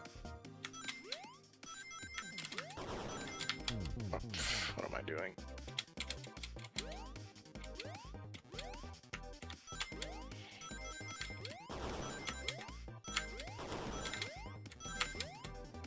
Crap.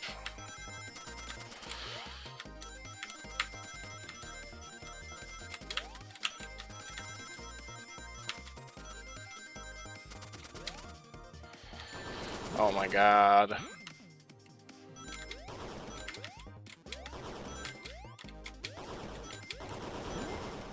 Oh yeah.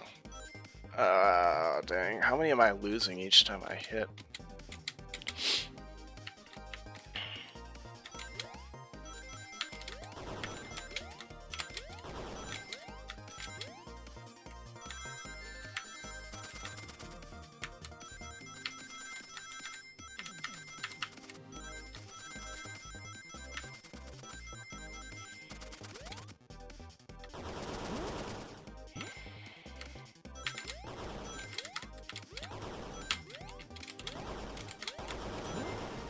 Oh, do I get it? Cool. That was really tough. Really, really tough.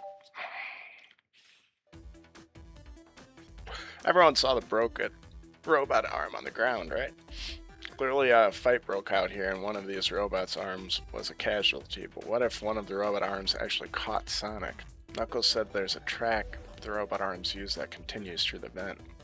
Robot arm could have grabbed Sonic passed out from a blow dart and carried him to the dining room. Could that be true? Asked Vector. Take a look at Sonic, he's clearly banged up. Could the fight have been between Sonic and the robot arms? Asked Tails. I can see that. Those arms do look powerful, says Rouge. Sonic doesn't fall easily, but if he's woozy from a blow dart, the arms could have gotten him, says Shadow. Interesting theory, Tails, but you have to admit these are a lot of coincidences, says Blaze. Might not be able to link everything directly to SBO yet, says Tails, but I have found one inconsistency, says Tails. What kind of inconsistency, asked Vector. Someone here received false information, and I believe that information came from SBO. Who received that information?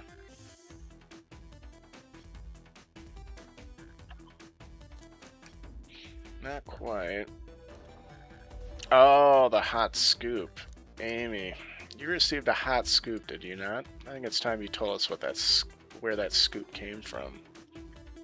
Tails, you're right. SBO lied to me. SBO told me Shadow was locking doors to trap Sonic. We found out Shadow was trying to keep me from discovering my birthday. Surprise. That scoop came from you, SBO? Asked Shadow. No, of course not. Amy must have misheard me. Misheard you? Asked Amy. Yes, I said Sonic's going to get trapped with all these locked doors. I was just looking out for my fellow passengers' safety. I didn't blame Shadow, says SBO. I don't know, SBO, says Blaze. Well, what? Evidence might not be airtight, but there's a lot being thrown at you that makes sense. I have to agree, adds Shadow. You want us to believe you were lazily reading the whole time? While you were stationed in the room with a hidden passage? Gah, SBO says. Now you're lying to me on my birthday of all days? Asks Amy. I believe the murderer used the train's controls to move Sonic from the conductor car to the dining car. And lied to Amy, casting further blame on Shadow for no other reason than to cause doubt and confusion, says Tails.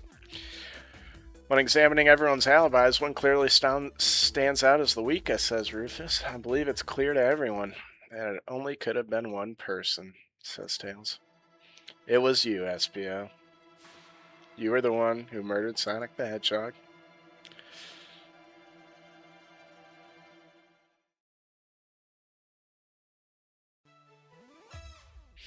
Hey guys, says Sonic. Sonic, you're okay, says Amy. Sonic! And just as we solve the mystery, says Tails, SBO was the murderer. Sonic, right. SBO jumped me in the conductor car. Dang it, you got me. A blow dart, though, really? It's non-lethal poison, you'll just be sleepy for a while, says Espio. Great, I could use a nap, says Sonic. No, wait, there's something important, says Sonic. Espio left me there. Something important. I need everyone to listen, says Sonic. The train's a Badnik. Badnik? Badnik? Badnik? Sonic, are you feeling alright? Do you need to lie back down, asks Vector? No. We all need to get off this train, says Sonic. We're not safe. Well, what? Says Tails. When I arrived at the conductor car, the conductor was already here, says Sonic. He was so excited to tell me about all the features of the train. But what he was telling me, I had a bad feeling. I asked to see the power source. The conductor hadn't even seen it. When we took a look, we realized the train's powered by a flicky, says Sonic. A flicky, the tiny animal? There's only one person twisting up to use a flicky as a power source, says Tails. Dr. Eggman. I told the conductor the train needed to be destroyed. He refused, said Sonic. The way the conductor was describing it, it's more than a simple badnik. It's the conductor's friend. The train is his co-conductor. You're not serious, says Amy. They certainly didn't tell me that in the interview. Right as we saw the flicky, I felt a sting in my shoulder. It was the blow dart from Espio, says Sonic. Espio left. The lights in the room started to glow red, continues Sonic. Hey, stop, what are you doing? Says the conductor. I knew something was wrong and stood up, continues Sonic. The arm came for me next. I spin dashed right through the robot arm, sliced it off the rail it was on. Wow, I'm amazed he was able to do any of that poison. But another robot arm managed to grab me and pin me to the floor, says Sonic. Ah, said the conductor. The conductor screamed as the arms approached him, but I was hit quite a bit before it all got to me, says Sonic.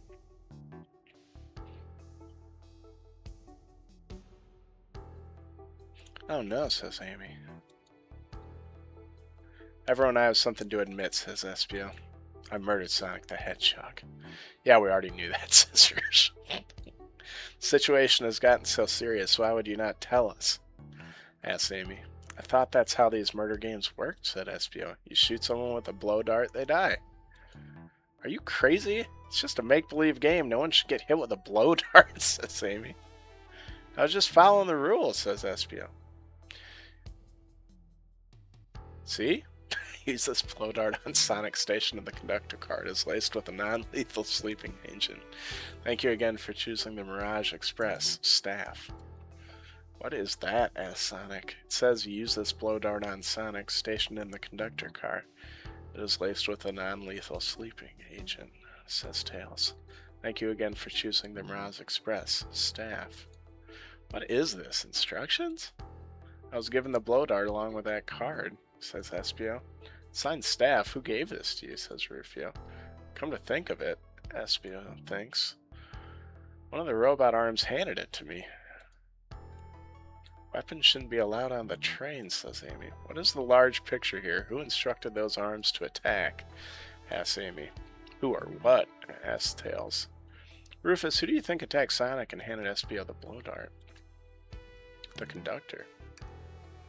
According to Sonic, the conductor was attacked by the robot arms. I doubt the attacked himself on purpose.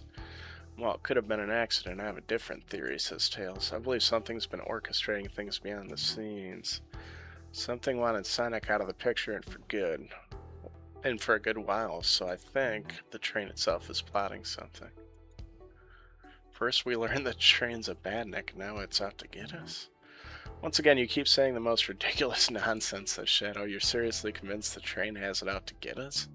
I don't know what the train's full intent is, says Tails, but clearly it's been tampering in our murder mystery game. Train, says Amy. Come out and show yourself. Amy, says Sonic. It's my birthday and I don't need you messing with it, says Amy. Amy's hitting the wall with her hammer. I'm with you, Amy. This train can have it, says Vector. There's got to be another way to get the train's attention, says Tails. What was that, says Tails. Ooh. What's going on? What did you two do, says Rouge. Is that the conductor? Oh, whoa. Oh, the conductor's like, gagged? What the heck? Here, I can get him down, says Sonic. Don't touch him, says the train. Is the train talking, says Amy? Of course I can talk, you fools were too distracted playing your little game to figure it out, says the train. We were right, weren't we? What are you plotting? I'm taking all of you to Eggman's base, says Train. Where you will rot. Eggman, says Sonic. After I deliver your annoying party right to his egg fortress. Annoying, says Amy. The conductor and I will be free to laugh and play games. Ride the open rails like we always planned, says the train. What are you, says Tails. Enough, says the train. The train's picking up speed, says Blaze. Everyone grab something. Which one of these buttons turns the train off, says Sonic. Whoa, whoa. Sonic, says Tails. Ha ha ha, says the train. Stay put until we arrive. Goodbye. Ah, says Amy. Whoa, says Blaze. No, no, says Rouge. I can't keep my footing. Ah, says Rufus. Huh.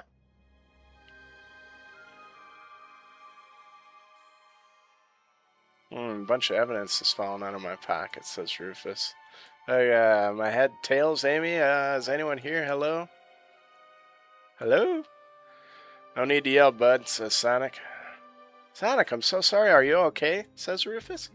Hanging in there, he replies. It seems the train arms threw us back into the dining car. But where's everyone else? A great question, but for now, are you alright? Asked Sonic. Sonic the Hedgehog asking about me? I'm doing great. Amazing. Wow, amazing, huh? Says Sonic. You might have to share a bit of that enthusiasm with me. I might have overcompensated there. Let's get our bearings and take a look around. Good idea, lead the way. Oof. 2 hours in. We gotta be close to the end. One of those robotic arms are here too, says Rufus. Yeah, it's swiped at me. Best to leave it alone. The train's definitely mad at us. Good call, Rufus replies.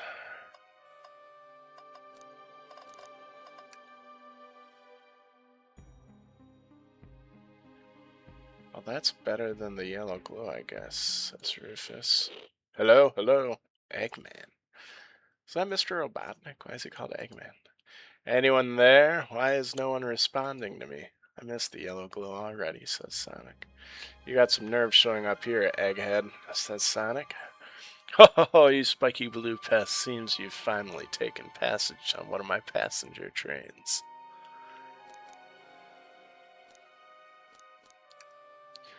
Who the heck are you? Don't talk to me.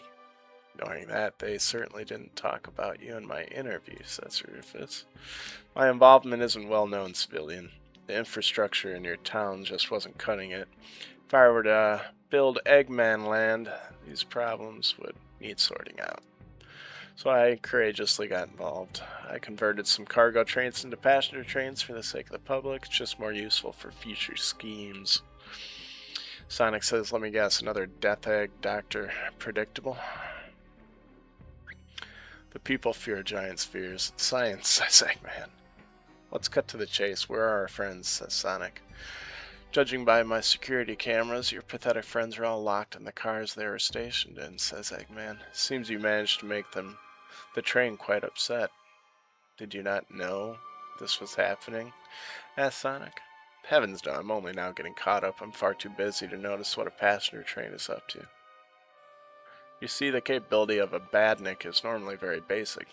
Just killed Sonic the Hedgehog.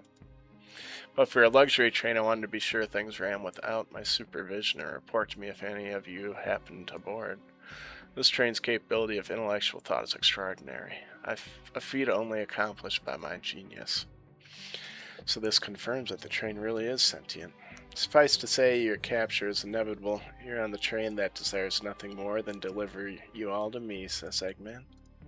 So I got to thinking. I needed to manufacture motivation beyond programming. I like to make my badniks compete against one another from time to time. It's good for productivity, so I institute a bounty upon my army of badniks. First to capture your pathetic creatures gets a generous reward. The train wants to deliver us to Eggman for a reward? Most of my robots ask for something simple like autograph or whatever, but a highly intelligent train may ask for something more interesting. As much as I like reward programs, are you done blabbering, Doc? Says Sonic. You can never just win silently, can you? When you're dragged to my base, you'll regret the day you ever crossed me, Hedgehog. I already do. Get lost. Ciao, says Eggman. He always knows how to get under my skin. This is tough. The train has the motivation. Being made by Eggman, it's no doubt powerful, not to mention we're all separated. What am I supposed to think? The train purposely had Sonic knocked out so it could deliver us to the Eggman? This whole time we were all in danger, and I went along with it. Sonic was really hurt. The conductor's been captured. Should I have been more assertive earlier? Am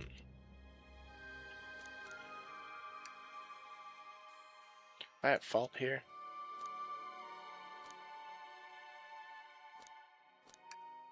Hey, says Sonic.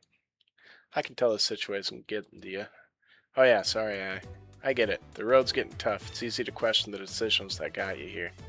But when negative thoughts hit you, let it pass and keep living. I need you here helping me think through this before I do something rash. See, I'm one of those leap before you think kind of guys. Haha, okay, you're right. Let's keep moving forward and make things right. We gotta get to the conductor's car before the train arrives at Eggman Base. Doors have been heavily fortified. How do we get through? No matter the obstacle, I know you have what it takes to figure it out. The entire day, Tails and I have been asking ourselves, what would Sonic do? So what would you do? What would I do? Well, I'd speed through head on and rescue our friends by any means necessary. Here, stand back.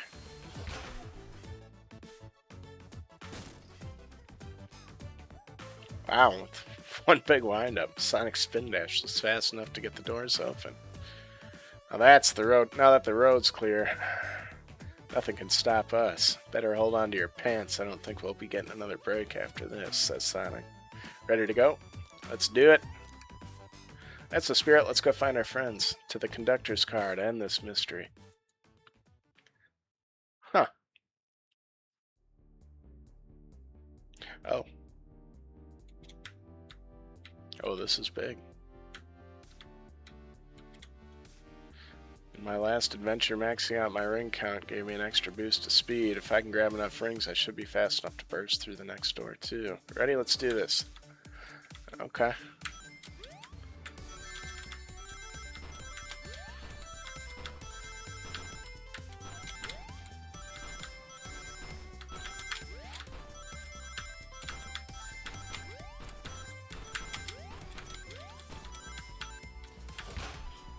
Boom.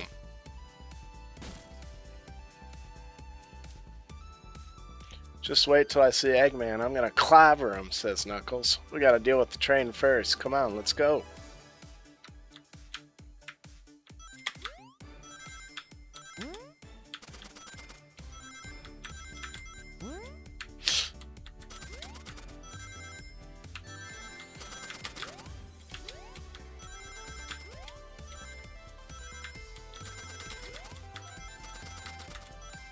Ooh, didn't quite get it.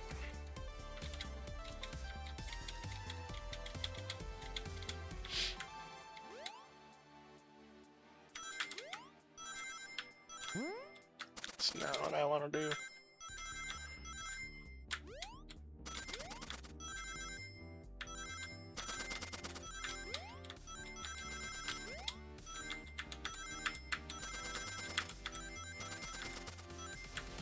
Got it. Alright, y'all came for us, Espio says. Of course, but let's move, says Sonic. Train wants us prisoner and earn a reward, says Rufus. My reward is to get off this stupid train, says Vector. Let's go!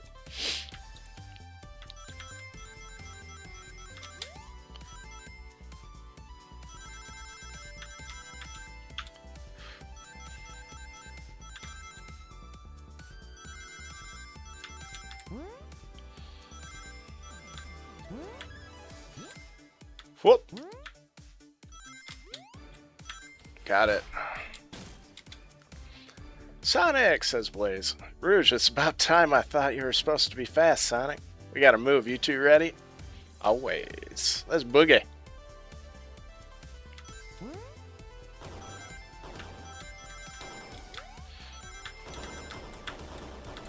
Ooh, it's getting scary now.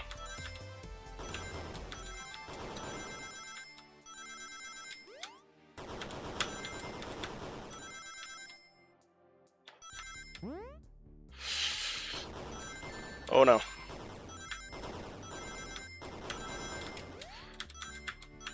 Got it.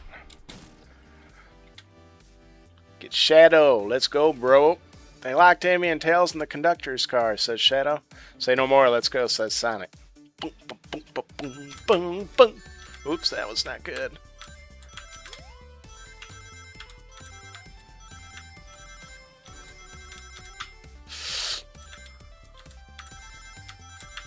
Oh! Got it. Boom.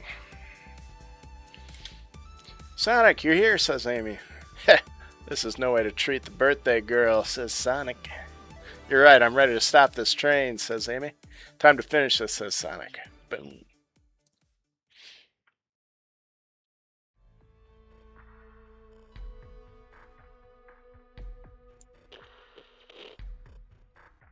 Excellent work trapping these pests. Now hurry to me, says Eggman. I must properly dispose of them to begin my plan for Eggman Land and probably another Death Egg.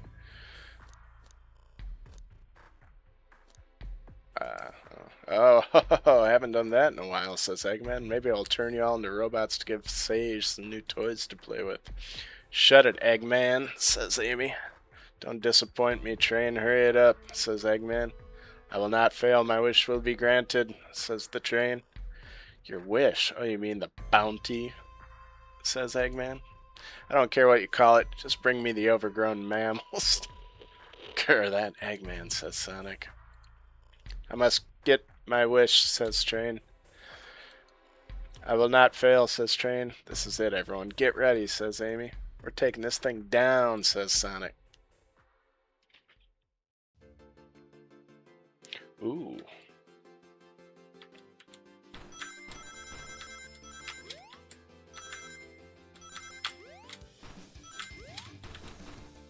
Ooh, this is scary.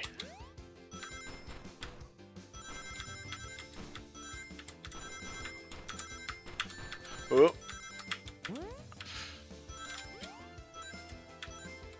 Got it. Just barely. Clutch. None of you could possibly understand, says the train. We promised to be together our whole lives. How could he just leave like it was nothing? What do you mean, the conductor, says Tails. He's retiring. You just have to accept that, says Amy. My wish will keep us together forever. That's what being friends is all about, says the train. You can't force someone to be friends with you. That's messed up, says Vector. Shut up, just shut up, says the train. Alright, let's do this.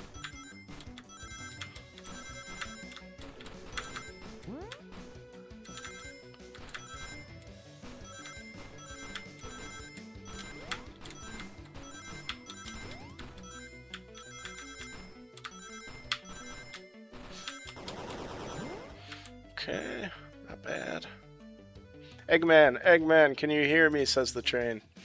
My wish, says the train. Make the conductor never leave me. Let us be friends forever. The kind of friends who would never leave each other. Why would he betray me? Ooh, shit. Oh, I can't hit those things at all, huh? Okay.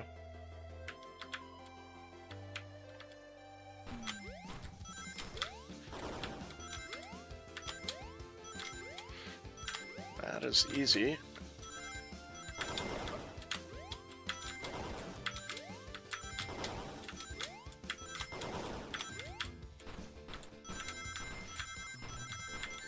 Oops, shit. That's gonna do it. Real bad, real bad, real bad. Not enough. Alright, let's try it again.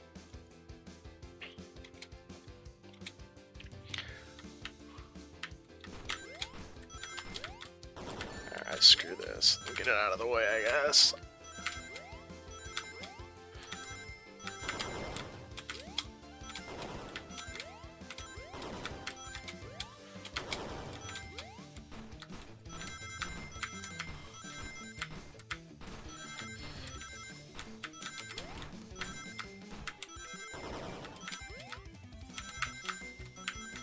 Got it. Conductor, says Rufus. You promised me, you promised, says the train. Let him speak. Unhand him, says Rouge. Train, stop this. When I told you we'd be with each other forever, I was a much younger man. I'm getting old. I'm tired, says the conductor. Excuse me, how dare you abandon me? I'll be lonely, so lonely.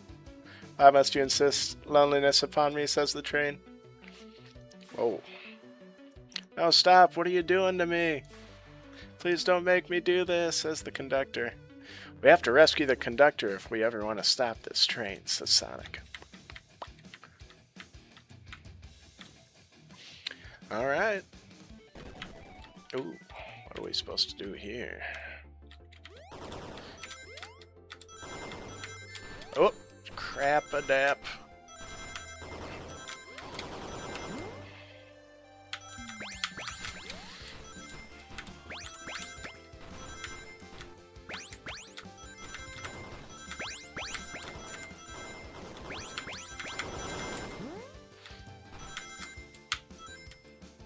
Get it? Alright, cool. Boom.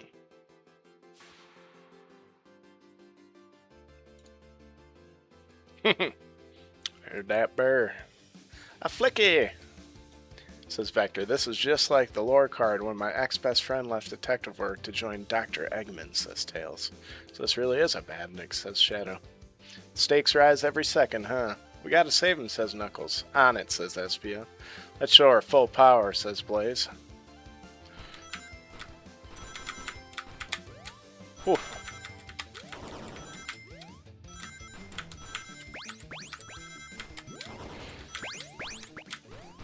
Oh.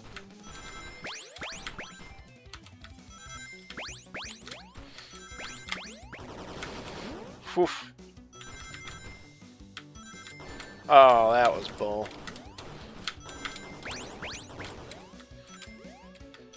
Oh, just missed it. Dang, dang, dang.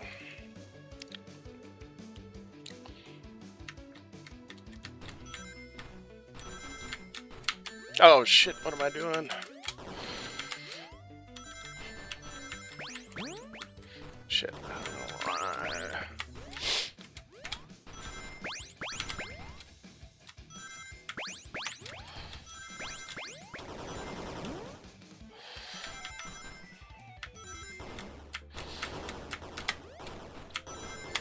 Shit. Yeah, no good. This is a tough one. Gee dang.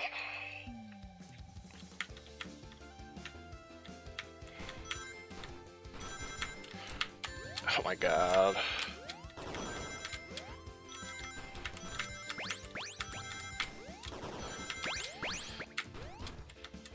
Oh my god.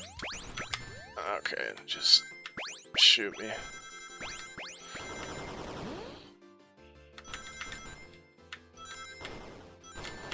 Fuck. Oh my god, that last part's just freaking insane.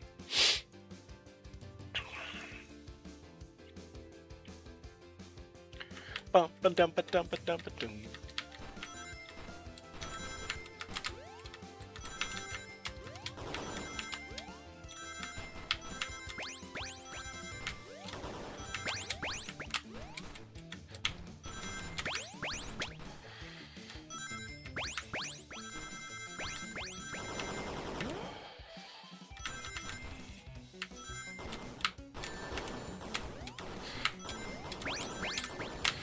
Oh no, I would have. Ah, that was the end too. I'm bad at this. Holy moly. Okay, that's horrible. Horrible. Okay.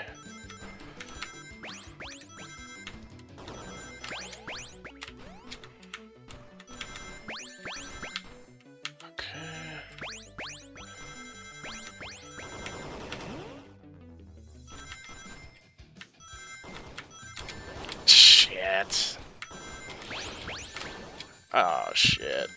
Oh, did I get it still now? Okay. That seemed a lot uglier than I guess it was. Just be delivered, Eggman already. What about my happiness? Says the train. Your happiness comes at the expense of others, says Sonic. Last I checked, that's called being selfish. Me? Selfish? Says the train. How dare you? Oh boy. Oh crap. Alright, let's just go here. Here.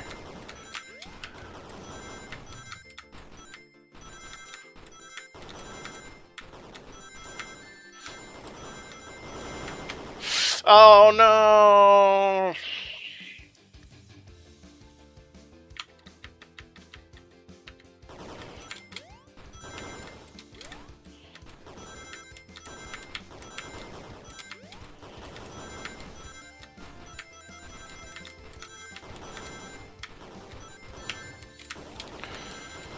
Oh no!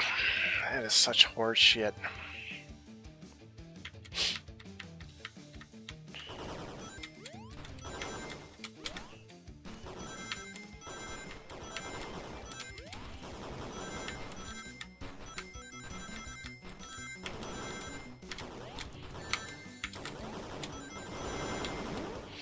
Okay, that's not quite what I wanted. Oh no, what am I doing? Oh, this is a long stretch. Holy crap.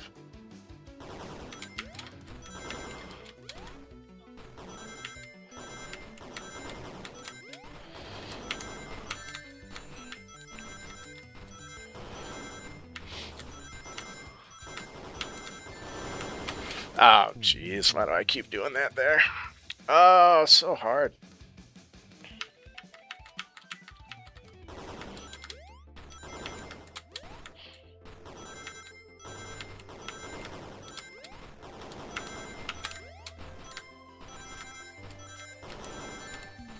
Okay, that's bullshit right there. That's just okay. What am I supposed to do there? There's so much crap going on.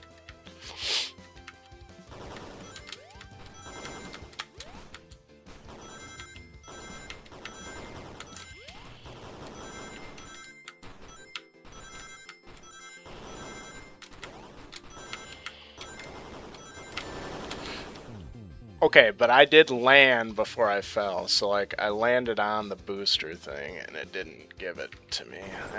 I don't like that. Give me the boost.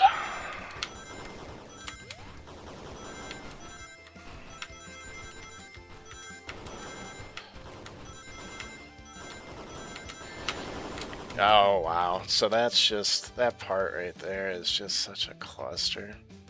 I gotta jump earlier.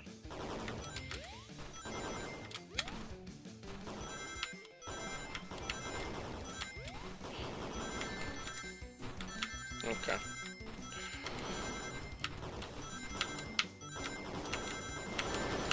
Oh my god, I did it again. Stop jumping there, Drew.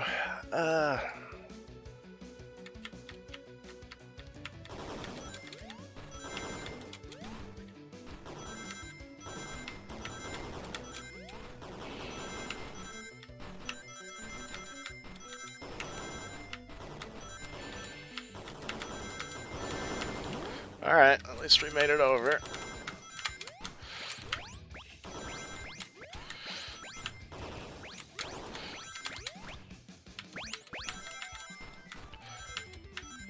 Oh wow, that's really hard.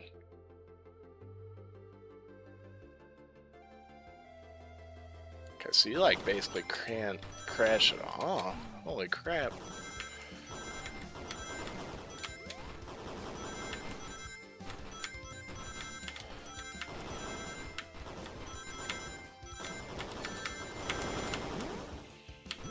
Okay, that's a mistake.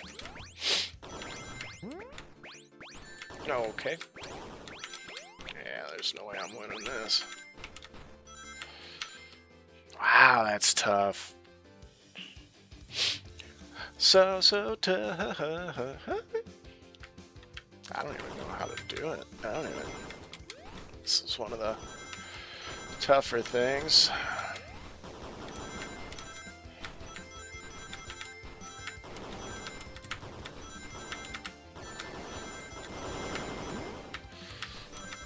Okay, that's what. Okay, that's not supposed to happen. Oh shit.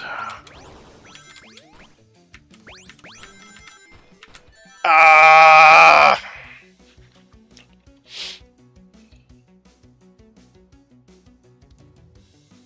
Okay, maybe I'm supposed to go down here.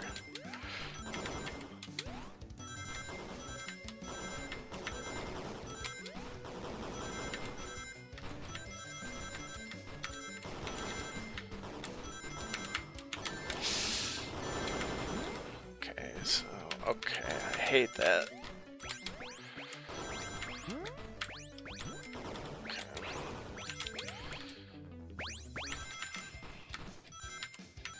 Okay, I got it. Wow.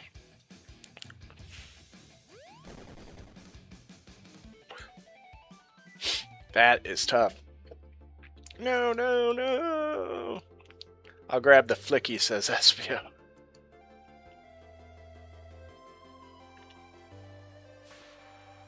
It's over, says Amy. Time to pay for ruining my birthday. Boom.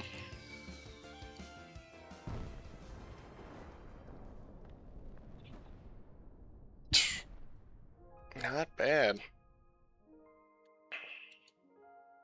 The train is slowing down. Great hit, Amy, says Sonic. It was pretty great, wasn't it, says Amy. That's what you get when you mess with my special day. Conductor, I, says the train, I just couldn't bear to see you go. I'm sorry for the trouble.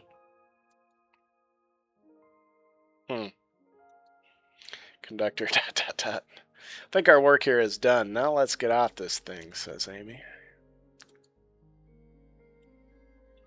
Thank you, says the conductor. Goodbye, my friend. I may be leaving the rails, but I assure you, I'll never forget our time together.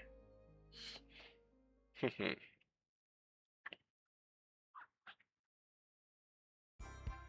think that was it. Beat up front of the train. We did it, said Vector. Well, I'll say I've never been on a train like that before, says Rouge. The universe has a unique way of doing things, says Blaze. Watch your step, says Rufus. It's over. The mystery of Sonic the Hedgehog's murder is officially over. Maybe next birthday we just ask Vanilla to make dinner, says Knuckles. Oh, you don't love parties where by the end someone tries to kill you, says Vector. I think I'm actually going to miss this group's unhinged way of thinking. Conductor's wife. Honey, you're late. I've been waiting here for hours. You'd honestly never believe what happened, said the conductor, so I won't even try. I'm just glad you're here. Quick, we leave for Spagonia in the morning, and you need to pack, says the conductor's wife. I'll pack faster than the wind. I need this vacation. Something terrible, says the conductor. And I need you home. Happy first day of retirement, dear, says the conductor's wife. Seems the conductor is more than ready to begin his retirement after this ordeal. I'm happy for them both. Oh, who's this, says the conductor's wife. Haha, an old friend, I think. Well, they're cute, that's for sure. Cheep, cheep, cheep, says Flicky. Seems that Flicky found a friend, says Espio. Great job saving that little guy, Espio, says Tails. It was the least I could do. Sonic, everyone, I sincerely apologize for the trouble I caused, says Espio. Don't be. You were just following what you thought was the game. It's hard to know what I would have done in the same situation, says Amy. I wouldn't have hit someone with a blow dart, says Sonic. Seriously, a dart? It would have been hard to get close to you otherwise, Mr. Speed of Sound, says Espio. Regardless, I am sorry. We're cool. And now that we're all safe, it was fun, says Sonic. This group has a wild idea of fun. Boy, am I starving. I forgot we never ate, says Rouge. With all the clatter, I completely forgot I was hungry, says Knuckles. Me too, I was distracted playing detective. If only you could have seen me, Sonic. I was finding clues, presenting evidence, poking holes in alibis. Sonic, wait, where'd you go? Everyone, guess what? The station has a bakery, and look what I bought. Ah, birthday cake, says Amy. Happy birthday, Amy, everybody says.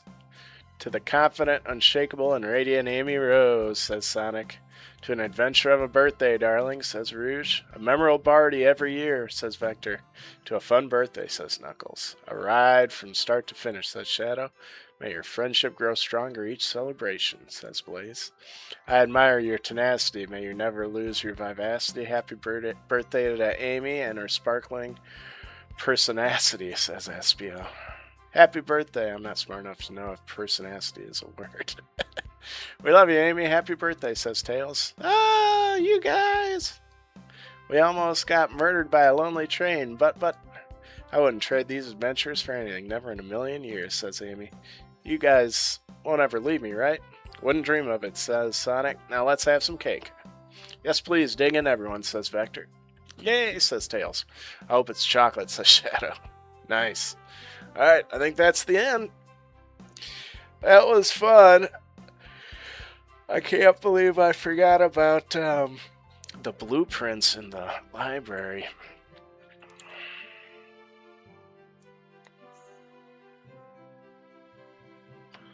Eggman. That train's never making it here, is it? Or about prepare a bath. The happy rubber duck or the angry one? Angry, says Eggman. Sour choice or evilness? Shut it, says Eggman. Nice.